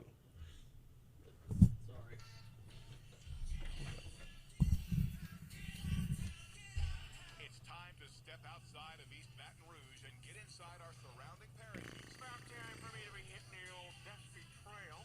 Really explore space this time. I mean, really. Yeah. Explore the space. The Outside In, presented by BRPT Lake, with 6 locations and extended hours to fit your needs. BRPT Lake has got you covered. Schedule online now at brptlake.com. The Outside In is coming your way now. We gotta get out of this town. Yeah, and go where? Where are we gonna go? Actually, before we check power outage numbers, we do have one headline out of St. James Parish. A man was found dead in a St. James Parish home, and authorities believe he passed away during Hurricane Ida. According to the St. James Parish Sheriff's Office, it was Wednesday morning when deputies were contacted by a concerned citizen who asked officials to check on their family member in the South Vacherie area. Deputies followed up, discovered the man's body. Few details related to his death are available at this time, but authorities said it appeared the man died during the storm. The Sheriff's Office says additional details will be released as soon as all of the man's family members have been notified. All right, let's run through a couple of the power outage numbers here. Not a full report. We'll get you that in our next hour. But in our surrounding area, Entergy customers in East Feliciana Parish now down to 1,140 without power in East Feliciana. St. Helena, that number's 1,694. That number's held steady throughout the morning this morning. Tangipahoa Parish, 58,363. That number's held steady throughout the morning and, in fact, has only decreased by 2,000 over the course of the last day and a half. In Livingston Parish, 20,181 are without power. St. John the Baptist Parish, 19,376. 9,794 in St. James Parish. Ascension Parish, 31,405. That's been holding steady throughout the morning as well. Iberville Parish, 3,202.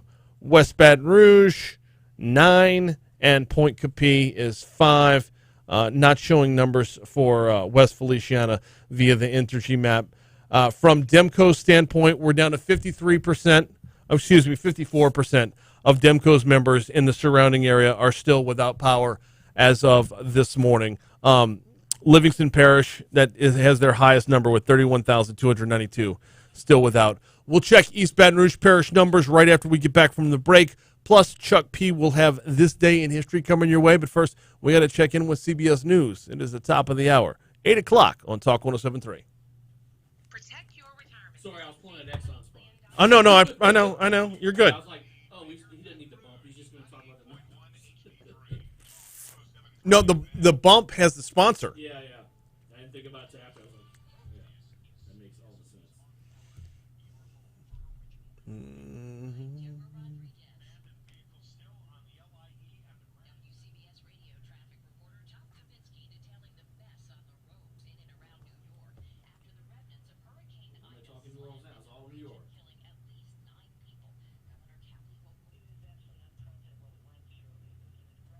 Here, I'm going to forward you the email from Exxon Mobil so you can use this PDF. Is it a PDF? I don't even know. You can use this PDF either as the image to go along with the story or embedded within the story because it's like a flow chart for getting fuel to you.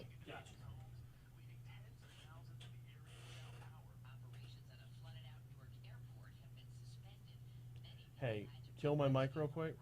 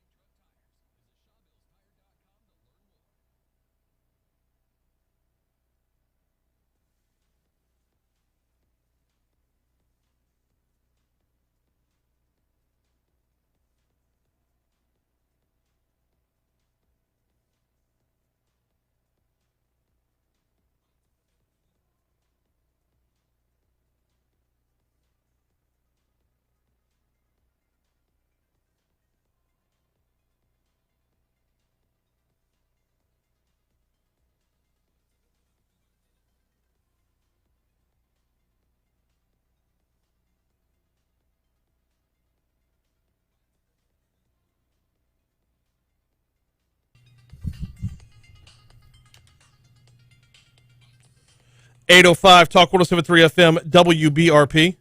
Hour 3 of Mornings with Brian Haldane rolling right along. Brian here with you. Chuck P. producing.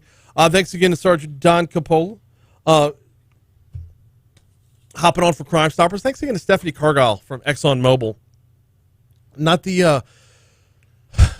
this is a difficult time when it comes to... You pull into a gas station, there's a long line. It's easy to start pointing fingers, but do you know if you're pointing your finger in the right direction? There's a lot of people working simultaneously to get us back to where we needed to be, or where we were before the storm.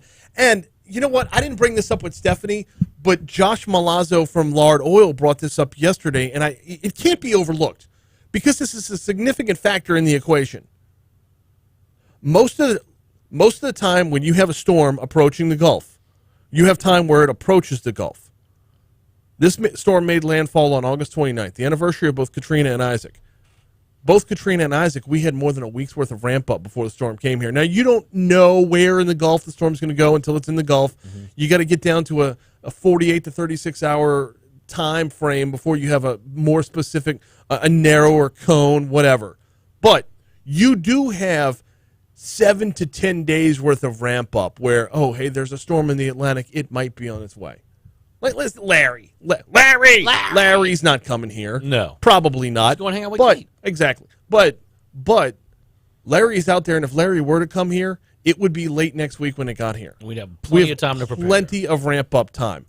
From the day this storm turned from Invest 99L into Ida until it reached landfall was roughly 3.5 days. Yeah.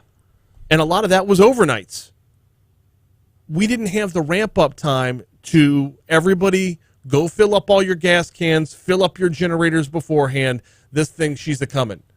And then have the gas stations refill before the storm hit. Yeah, no time to do What it. happened was we had enough time for everybody to have a run on gas before the storm got here, and then everyone lost power. Then you couldn't refill all the gas stations. Normally, after a storm is passed, when everyone opens back up, the gas stations are already full, and we're slightly ahead of the curve. Yeah. You will still see an increase in demand, but supply didn't start on empty. This storm, supply started on empty because of the timing. Sorry, that's just no, not sorry. That's an important part of the equation. That is an important part of the equation that should not be overlooked. And you pull into an Exxon Mobil, a Cracker Barrel, a Circle K, a Racetrack, a Be Quick.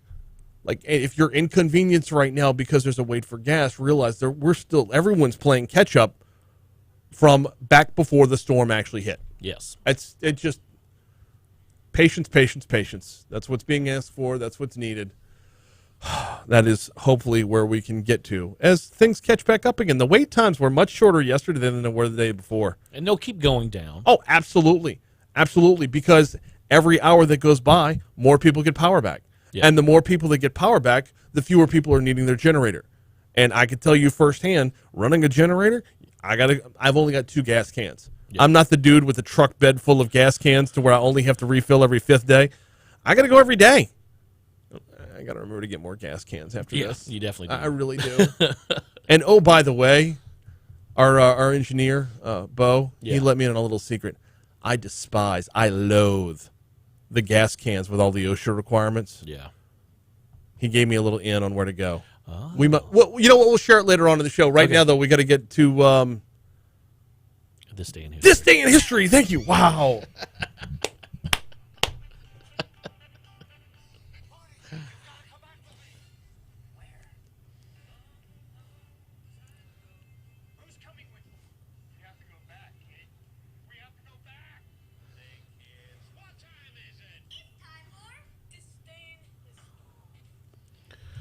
Chuck, I meant to give an update on the EBR numbers heading back in because we did everybody but EBR on the way in. Go ahead.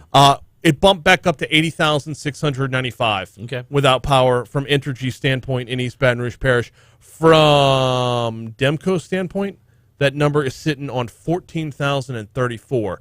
That has continued to drop throughout the overnight. It's this morning, but as of this morning, both Entergy and Demco had a slight tick upwards. Okay. It's going to be a fluctuating thing. This is why I continually say don't check the numbers hourly. And then what do? You check the numbers hourly. Yeah, I do. That's a habit. Yeah. What are you going to do?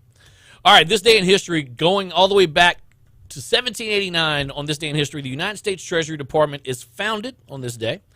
1945, a very significant day in history. Aboard the USS Missouri in Tokyo Bay, Japan, the Japanese formally surrendered to the Allies, bringing an end to World War II. So today is VJ Day for those of you who maybe have just been distracted by everything that's going on and didn't remember that. 1969, this day in history, America's first automatic teller machine, a.k.a. known as the ATM, makes its public debut dispensing cash to customers at Chemical Bank in Rockville Center, New York.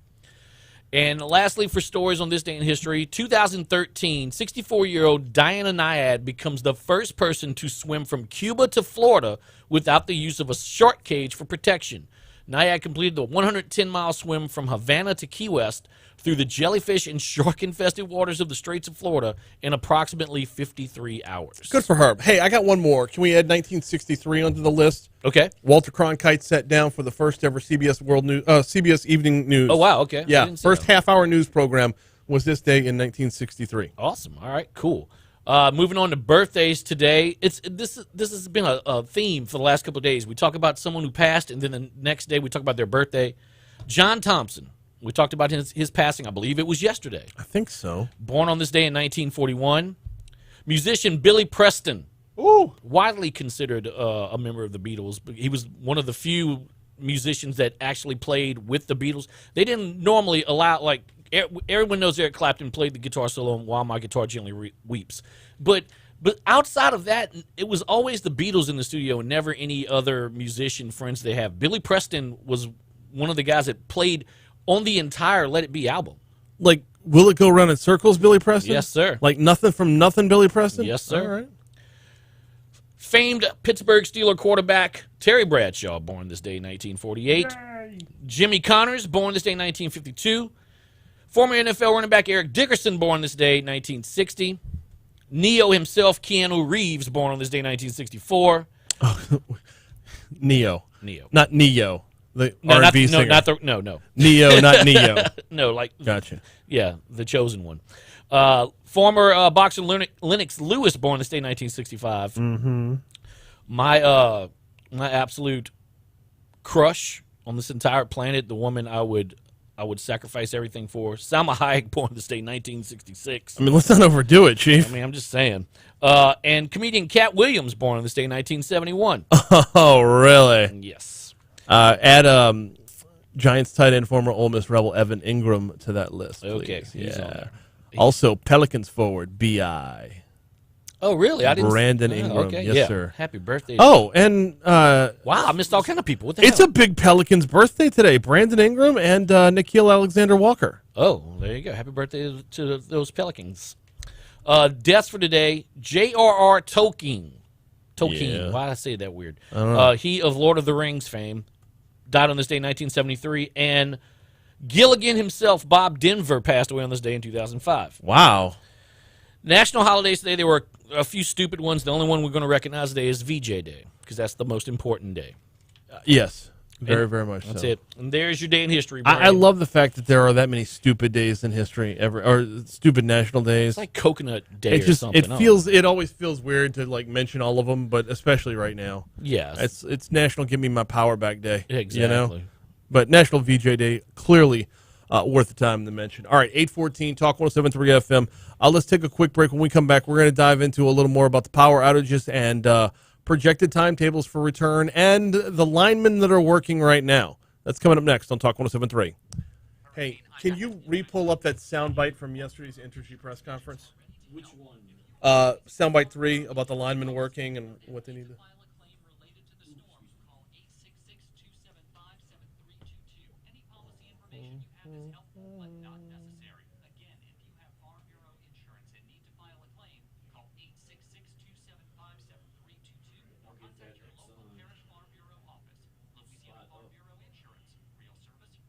How do you choose the right attorney? I give you the answers at MurphyLawFirm.com. Don't allow insurance companies to take advantage of you. Make the right decision. Don't leave money on the table. Visit MurphyLawFirm.com or call me, Attorney Peyton Murphy, at 928-8800. Main office of Baton Rouge.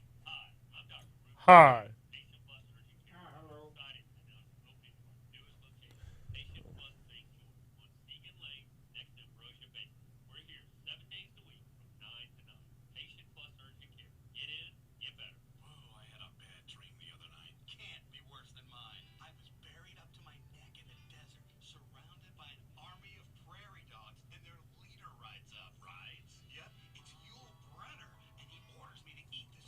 Hey, I'll take a call or two if they want. That's fine. What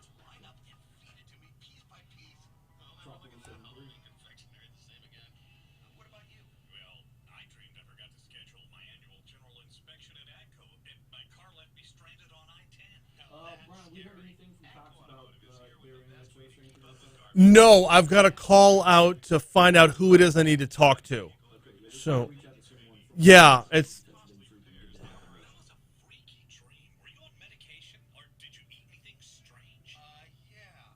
Yeah, as soon as we get that information, we'll definitely let you guys know. We're trying to reach out to someone right now. 2014. Schedule your general inspection. Thank you very much, sir. today at You take care. Automotive. AGCO. Bye-bye. It's the place to go. Now, your WBRZ traffic update from Ashley Fouché. Bright drivers, it's bumper to bumper across the Mississippi River Bridge right now. It's going to stay that way the whole day, up to 24 minutes right now. Just that 6-mile stretch between Lobdell and Perkins. It clears up from there, but we know the design of the bridge is poor.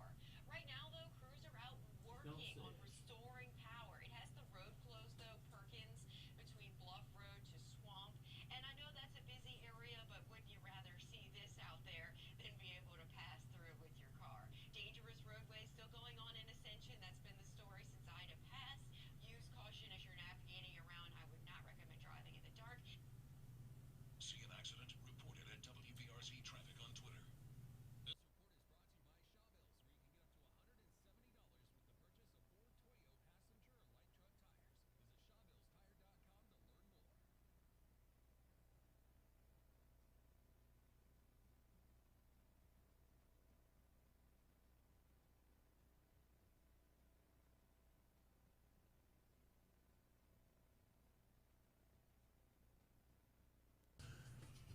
.818 Talk 107.3 FM WBRP Hour 3 of Mornings with Brian Haldane rolling right along.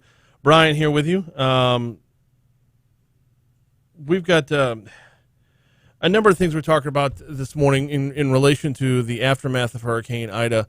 I do need to let everyone know, a lot of people have been asking me where we could find ice. Where can you find ice right now? And one of the things that has been popular is a lot of the grocery stores in town don't have it, or at least don't have a full stock of it. I'm finding out right now if Matherns does. But I did see earlier this morning that they're going to have an ice distribution spot at Lamar Dixon starting at noon today. So if you want to trek down to Ascension Parish, or if you're already in Ascension Parish, Lamar Dixon, as of noon today, you can go get ice. They've got you covered right there. As far as staying in town and purchasing it, we will have some answers for you as the morning wears on. It's one of the things, there's so many different things to keep track of in the wake of a storm. Obviously, power is one of the things everyone's looking at. Gas is one of the things that everyone's looking at. We've been on top of both of those, to be sure. But internet access has been one. See, we've got fiber at the house, so we're regular. We've got fiber at the house, so as long as we have power, our router is fed, right? You just have the router turned on, and you're good to go. But for a lot of folks that rely on, like, say, Cox, they might not have that same access right now, or anybody who isn't running through the fiber. Haggai Davis will be on tomorrow morning for a Cup of Tech Gumbo. We're going to take a deep dive into that for sure. But as far as reaching out to Cox is concerned, we know that Cox services so many people here in Baton Rouge. Heck, they're located on Florida Boulevard, for crying out loud. That's one of the benefits of having them around. Is I know a lot of people have cut the cable in recent years, but for those that haven't, or for those that just rely on Cox for their internet service, if you need to call them, you can call them. It's a local phone number. That's a pretty amazing thing when you stop and think about it. Because all the different dishes that were a fad for some time, you're not getting anybody local for that. Florida Boulevard, boom, head on over there, 615-1000. That's crazy. I still remember that number. We cut the cord more than 2 years ago, and I still remember 615-1000. It's just easier that way. They can help service you. So looking to run down somebody from Cox to get outage updates from their end. What I was told on the front end was a lot of what Cox has to do relies on waiting for Entergy and Demco to get done. So it's kind of it's a process.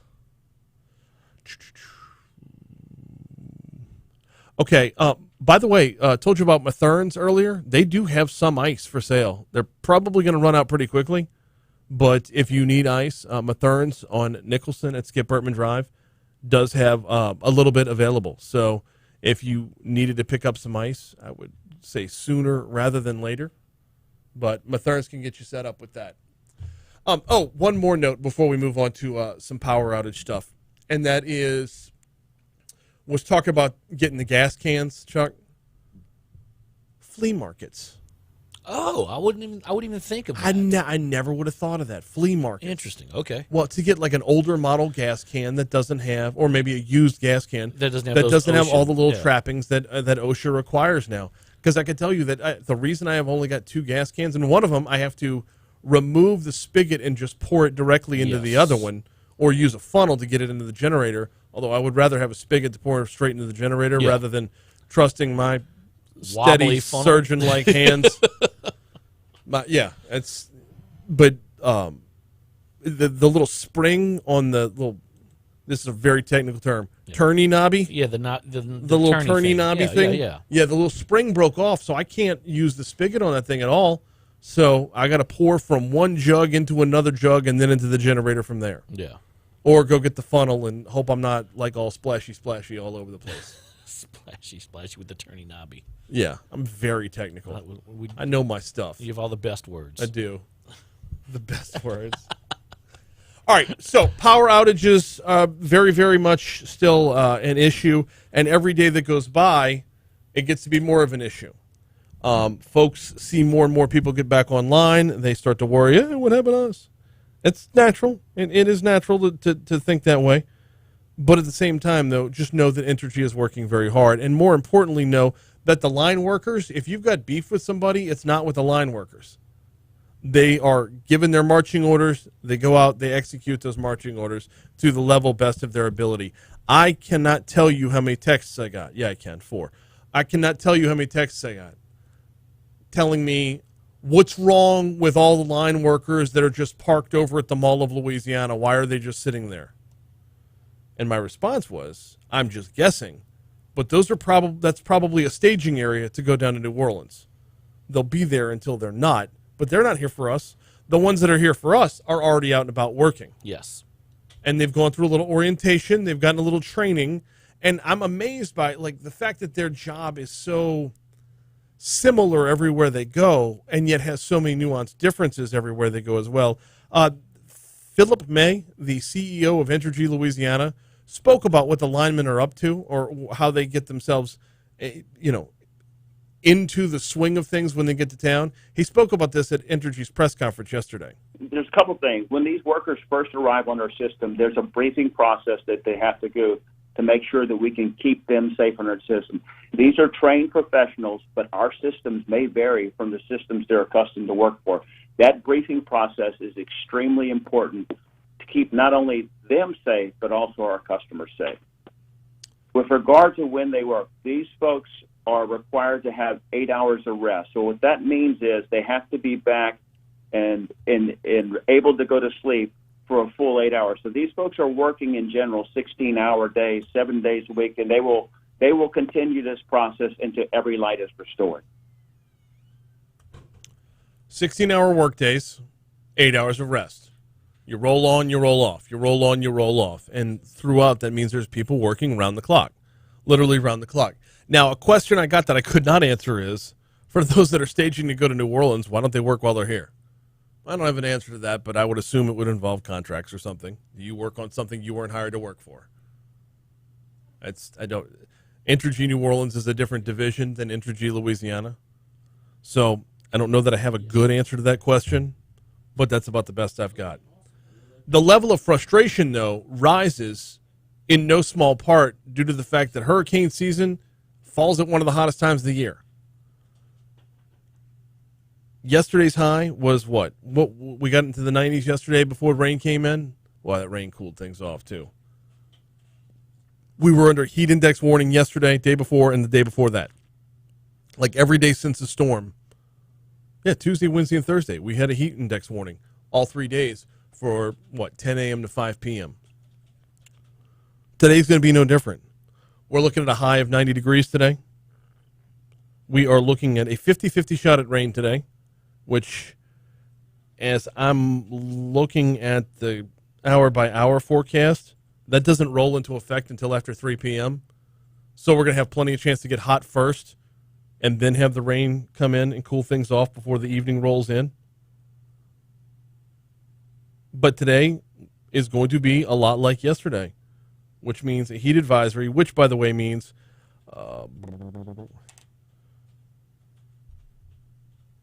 the heat index values are up to 107 degrees. Portions of southeast and southern Mississippi and southeast Louisiana fall into this category. The heat advisory, severe weather warning, is from 10 a.m. to 5 p.m. Hot temperatures and high humidity may cause heat illnesses to occur. The advisory is coming from the National Weather Services. Drink plenty of fluids. They say stay in an air-conditioned room. We can't do that right now. Stay out of the sun. Check up on relatives and neighbors. Young children and pets should never be left unattended in vehicles under any circumstances. Take precautions if you work or spend time outside. When possible, reschedule strenuous activities to the early morning or the evening. That's an important part right now. That heat advisory doesn't kick in for another hour and a half. If you had something to do in the yard, knock it out now. Knock it out now. The good news is that rain is on the back end. We'll knock this thing down before too long. But I'm looking at the forecast for tomorrow. Another high of 90. Saturday, high of 91. Sunday, high of 90. Monday, a high of 89 with a 50-50 shot at rain. I mean, it really puts things under the gun for the folks at Entergy and Demco and throughout southeast Louisiana. It is a good time to remember, though, that as bad as we have it with power outages here in Baton Rouge, there are folks who have it much, much worse than us. There's a story from the Associated Press. Do I have time for this? Yeah, I got time. There's a story from the Associated Press that I wanted to take a stab at here. It says, in New Orleans, an ongoing power outage after Hurricane Ida is making the sweltering summer unbearable, but in some areas outside the city, that misery is compounded by a lack of water, flooded neighborhoods, and severely damaged homes. 4 days after Ida struck, the storm's aftermath and progress in recovering from it are being felt unevenly across affected communities in Louisiana. In New Orleans, power was restored Wednesday to a small number of homes and businesses. City crews had some streets almost completely cleared of fallen trees and debris, and a few corner stores reopened. A revamped levee system protected the city from catastrophic flooding after Ida struck on Sunday with upwards of 150-mile-per-hour winds, which is likely going to be upped from there. Outside of New Orleans, neighborhoods remained flooded and residents were still reeling from damage to their homes and property. More than 1,200 people were walking through some of Ida's hardest-hit communities to look for those needing help, according to the Louisiana State Fire Marshal's office. President Joe Biden was scheduled to visit Louisiana on Friday to survey the damage, according to the White House. The AP story rolls on. Gail Lawrence lost 2 cars, refrigerators, and almost everything in her garage to flood waters in southern Louisiana's Plaquemines Parish. The garage was filled with marsh grass and dead fish. Scores of other homes in the neighborhood were also flooded. Quote, the house is solid, it didn't even move, but when the water came up, it destroyed everything, she said. In Jefferson Parish, authorities on Wednesday were still waiting for flood waters to recede enough for trucks carrying food, water, and repair supplies to begin moving into Lafitte and other low-lying communities. This parish neighbors New Orleans and saw widespread destruction from Ida. Plaquemines Parish, Lower Jefferson Parish. As Jefferson, I mean, it goes all the way up to like Metairie and Kenner, but remember, Grand Isle's in Jefferson Parish as well. Plaquemines Parish, Terrebonne Parish, Lafourche Parish, and Lower Jefferson Parish. These are all areas where I don't know that they're ever going to get the attention they deserve. Entergy held a 45-minute press conference yesterday to talk about getting power restored to New Orleans.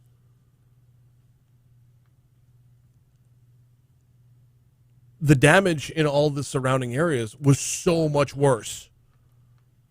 Moving those folks up the priority list, I don't know how you get that done.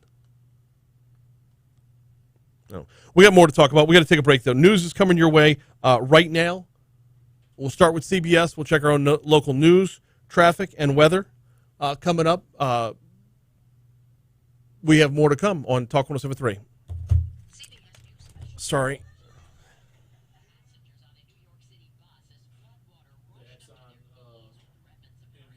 Thank you.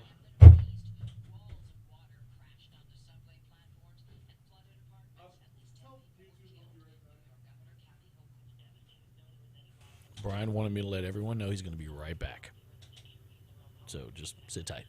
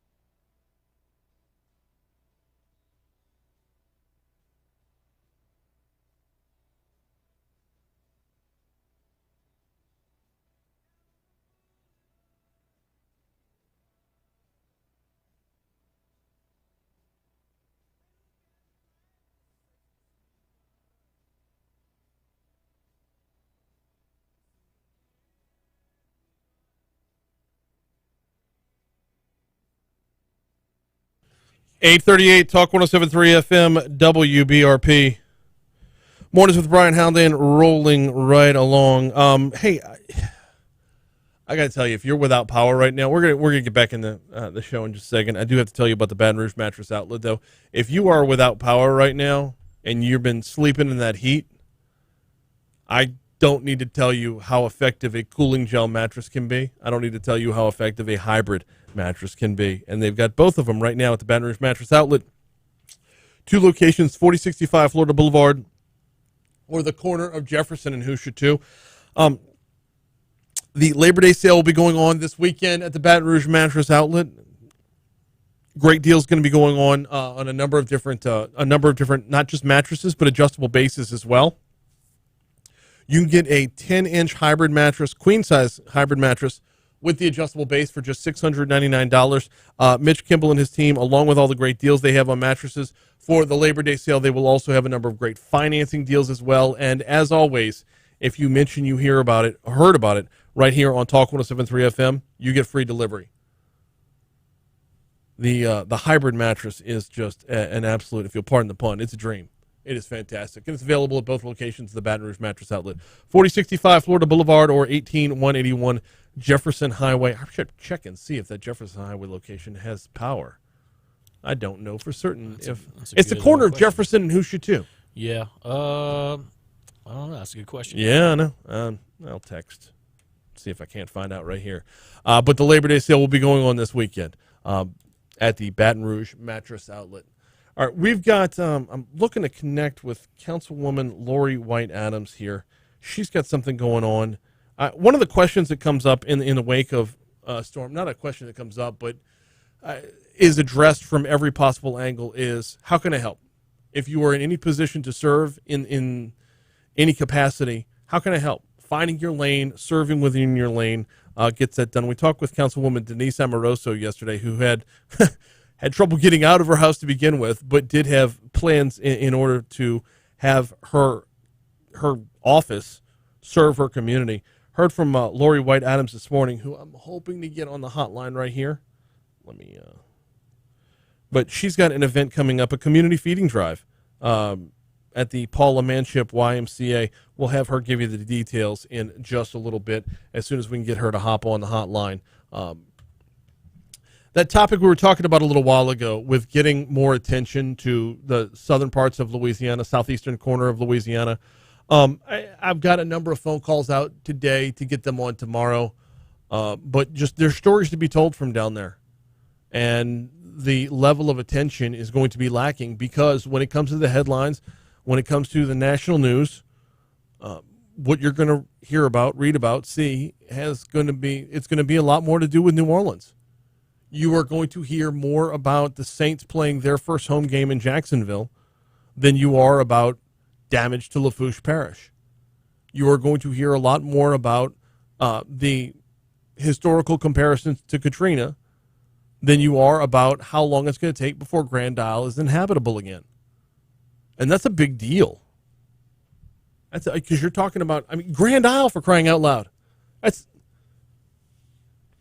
You think of the number of people who would be coming to Louisiana as just tourists to go fish. You think of the number of fishing rodeos. Chuck, grab the hotline. Think of the number of fishing rodeos that would go on around this time of year. And, does all that have to be completely shut down? Can they find a makeshift way to get it done? What do? Bus people down there and then bus them right back just to keep everything efficient? I don't know.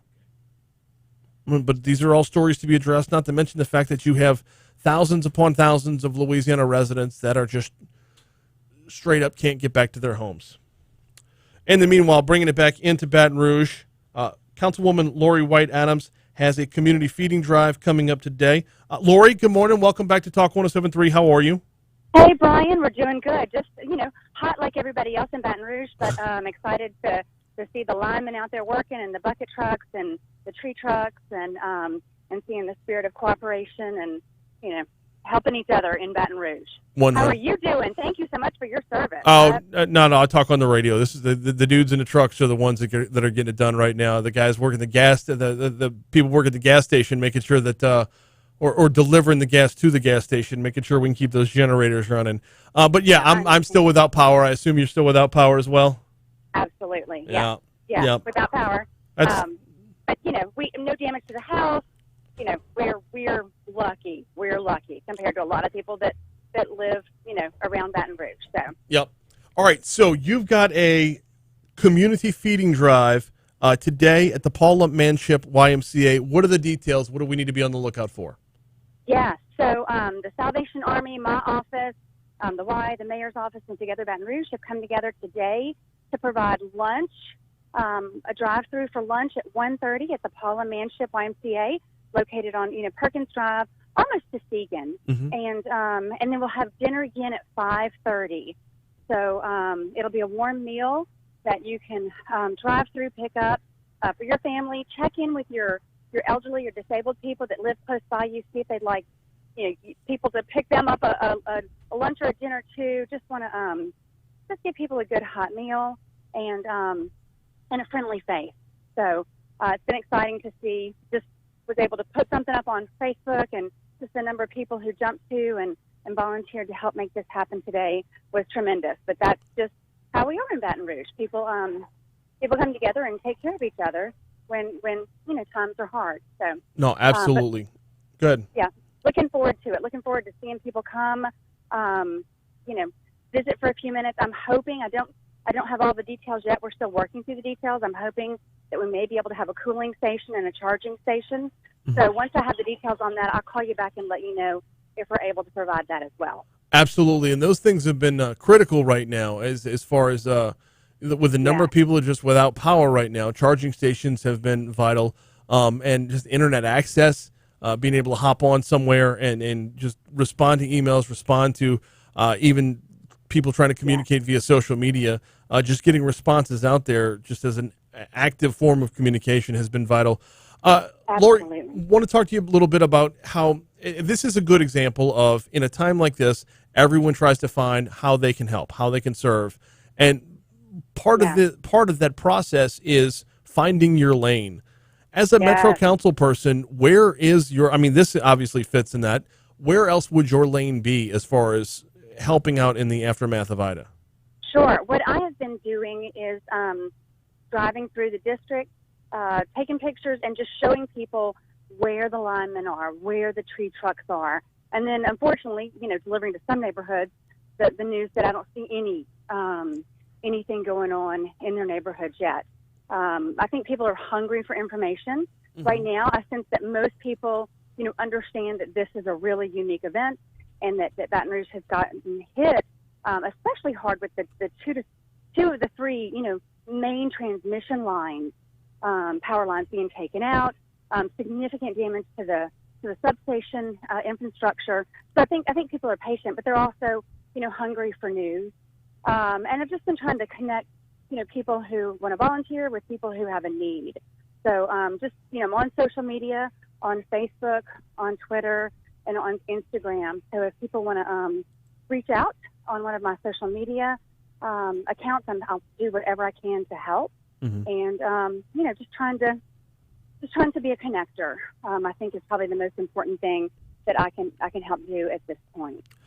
Absolutely, it is. We spoke with Metro Councilwoman Denise Amoroso yesterday with a similar sentiment, although she was having trouble actually getting out of her house at the time. Not for any storm-related thing, just a side note with electricity being out and a garage door opener not working for her. It was actually, if you're removed from the situation, it's actually kind of funny. But it's a similar sentiment in that you just, when you're on the council, it's very hands-on. Yeah, it is. Absolutely. And that's what makes the council a lot of work, but also very rewarding. The number of people that I have gotten to know and really just see their heart for this city and for other people has been inspiring over the last 7 months. So if I wasn't in love with Baton Rouge before, I'm really in love with Baton Rouge and all of our residents now. I'm sure y'all talked about the crisiscleanup.org, where people can go and sign up to help other people clean up debris, and where people can register to let people know they need help cleaning up debris. There are lots of ways to to do good and help your neighbor. Look, I was driving through one neighborhood yesterday. It was Homewood, and I saw this precious petite lady in a big straw hat cleaning out the storm drains. Oh, wow. Because there's just tons of debris on the road. And, of course, leaves and sticks and everything are starting to go down the storm drains. And I tried to stop and talk to her, but she took off. But I was like, oh, my goodness, this is just amazing. Just on her walk and just cleaning out storm drains, she went along. So that neighborhood, Homewood, flooded in May. So, just great to see people realizing it's going to take every single one of us to get this city back up and running, but then to also keep this city healthy and well-maintained, like we all want it to be. Absolutely. I also want to give a shout-out real quick to DPW. They've been all over the place. So, they've been working so hard, and it's amazing. Like, they're just, more than 200 intersections had street lights affected, or not street lights, but traffic signals affected. More than 233 trees removed or knocked down, covering roadways. Those are all passable at this point, and they're not fully removed yet. Had Fred Rayford on yesterday, and I still say that until the council finds a way to clone him, y'all haven't done your jobs. But he had him on yesterday talking about they're more than halfway through with removal while everything's passable as well. But it's just they've got to feel like they're chasing their tails at this point. I mean, the number of sites and spots where things have to be fixed has just been ridiculous. Yes, but I mean, they're even doing all that. And I had a neighborhood over here that the sewage wasn't pumping, so that was a nightmare. And they got a pump over there, got it going. I mean, they are really very much the unsung heroes of this storm, I think, from my perspective and what I've seen. No, 100%. DPW has been doing some serious work. Absolutely. Yeah, the council definitely needs to find a way to celebrate those people, because it's hot working conditions, and I'm guessing they don't have power at their homes either, and they have families that they'd like to be taken care of. So absolutely, really grateful for those men and women who take care of us in times like this. Absolutely. All right, so the Paula Manship YMCA, 1:30 for lunch, 5:30 for dinner today. She is Councilwoman Lori White Adams. Thank you so much for hopping on board. Thank you, Brian. Take care. You do the exact same. By the way, while we're talking about distribution, actually, I don't have time for this right now. We'll hit this in the last segment. One more opportunity for ICE has popped up. We will talk about it shortly. Right now, though, we got to take a quick break. We're going to check traffic one more time before we get out of here. I'll close things out next on Mornings with Brian Haldane on Talk 107.3 FM, the new flavor of talk. Not the time for her to go 1 second heavy when I went 2 seconds short.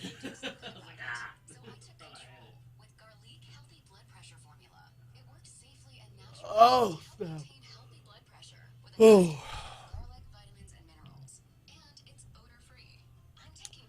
Hey, I don't know what our plans are for the rest of the day. I'm going to ask if I can do a 1 hour show in the middle of the day today, noon to 1. And delete my news this afternoon, please.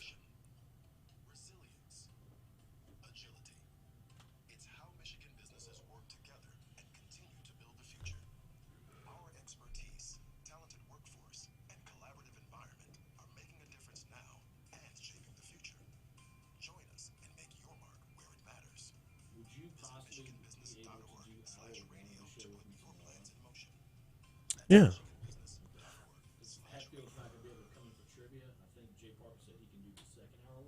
Yeah. Hurricane Ida has impacted Louisiana, and your Farm Bureau insurance agents are ready to help.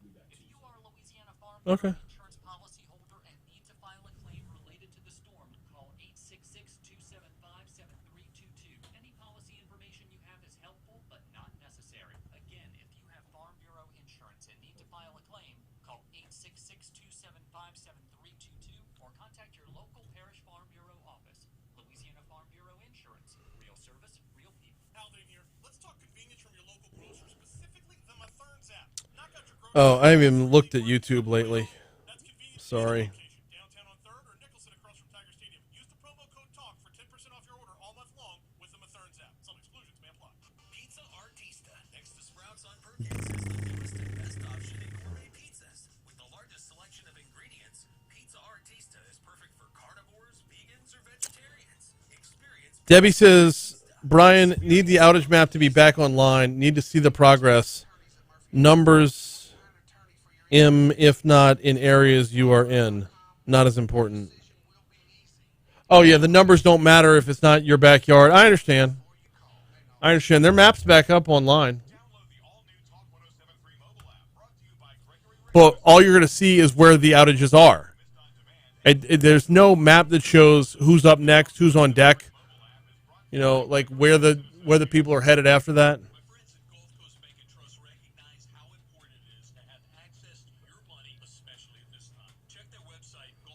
Excuse me.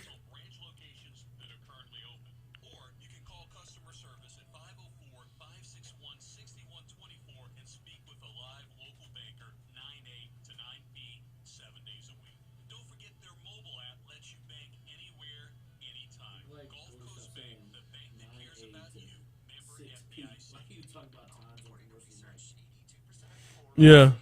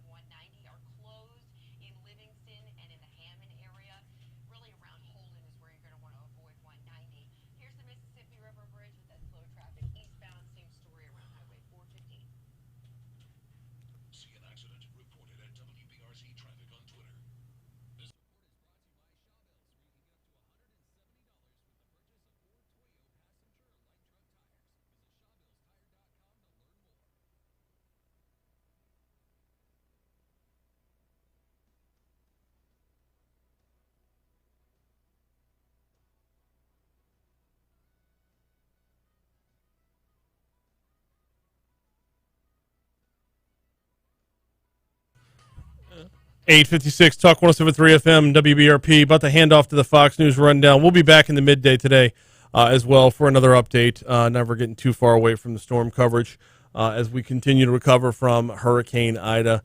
Quick update for you from Demco's standpoint. There's currently 57% of Demco members that are without power right now. That number in East Baton Rouge Parish is 14,476, or 40%. That number's actually ticked up during the day today. Over in Ascension Parish, they're at 9,341. East Feliciana, 2,735. Livingston, 31,613. That's roughly 70% of their members. St. Helena and Tangipahoa Parish are ridiculous percentages. In St. Helena, it's 5,181 out of 5,227, or 99.12%. In Tangipahoa Parish, 626 out of 628. That's 99.68%. I mean, it's just the numbers are, and they get more ridiculous the further east you go because of how the storm's path followed. So let's move over to Entergy, and let me move over to the mouse that actually is on this computer. There we go. From Entergy's perspective, in Baton Rouge, we'll close out the show this morning by saying there's 79,102 Entergy customers without power.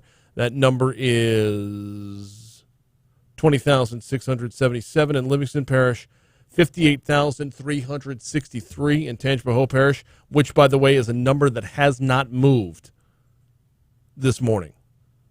Every other parish we've checked has had some level of movement. Ascension Parish, 31,417. That's not a lot of movement there. Iberville Parish, 3,202. West Baton Rouge, 2. Point Capee, clean slate baby. Good for you, Point Capee. Awesome.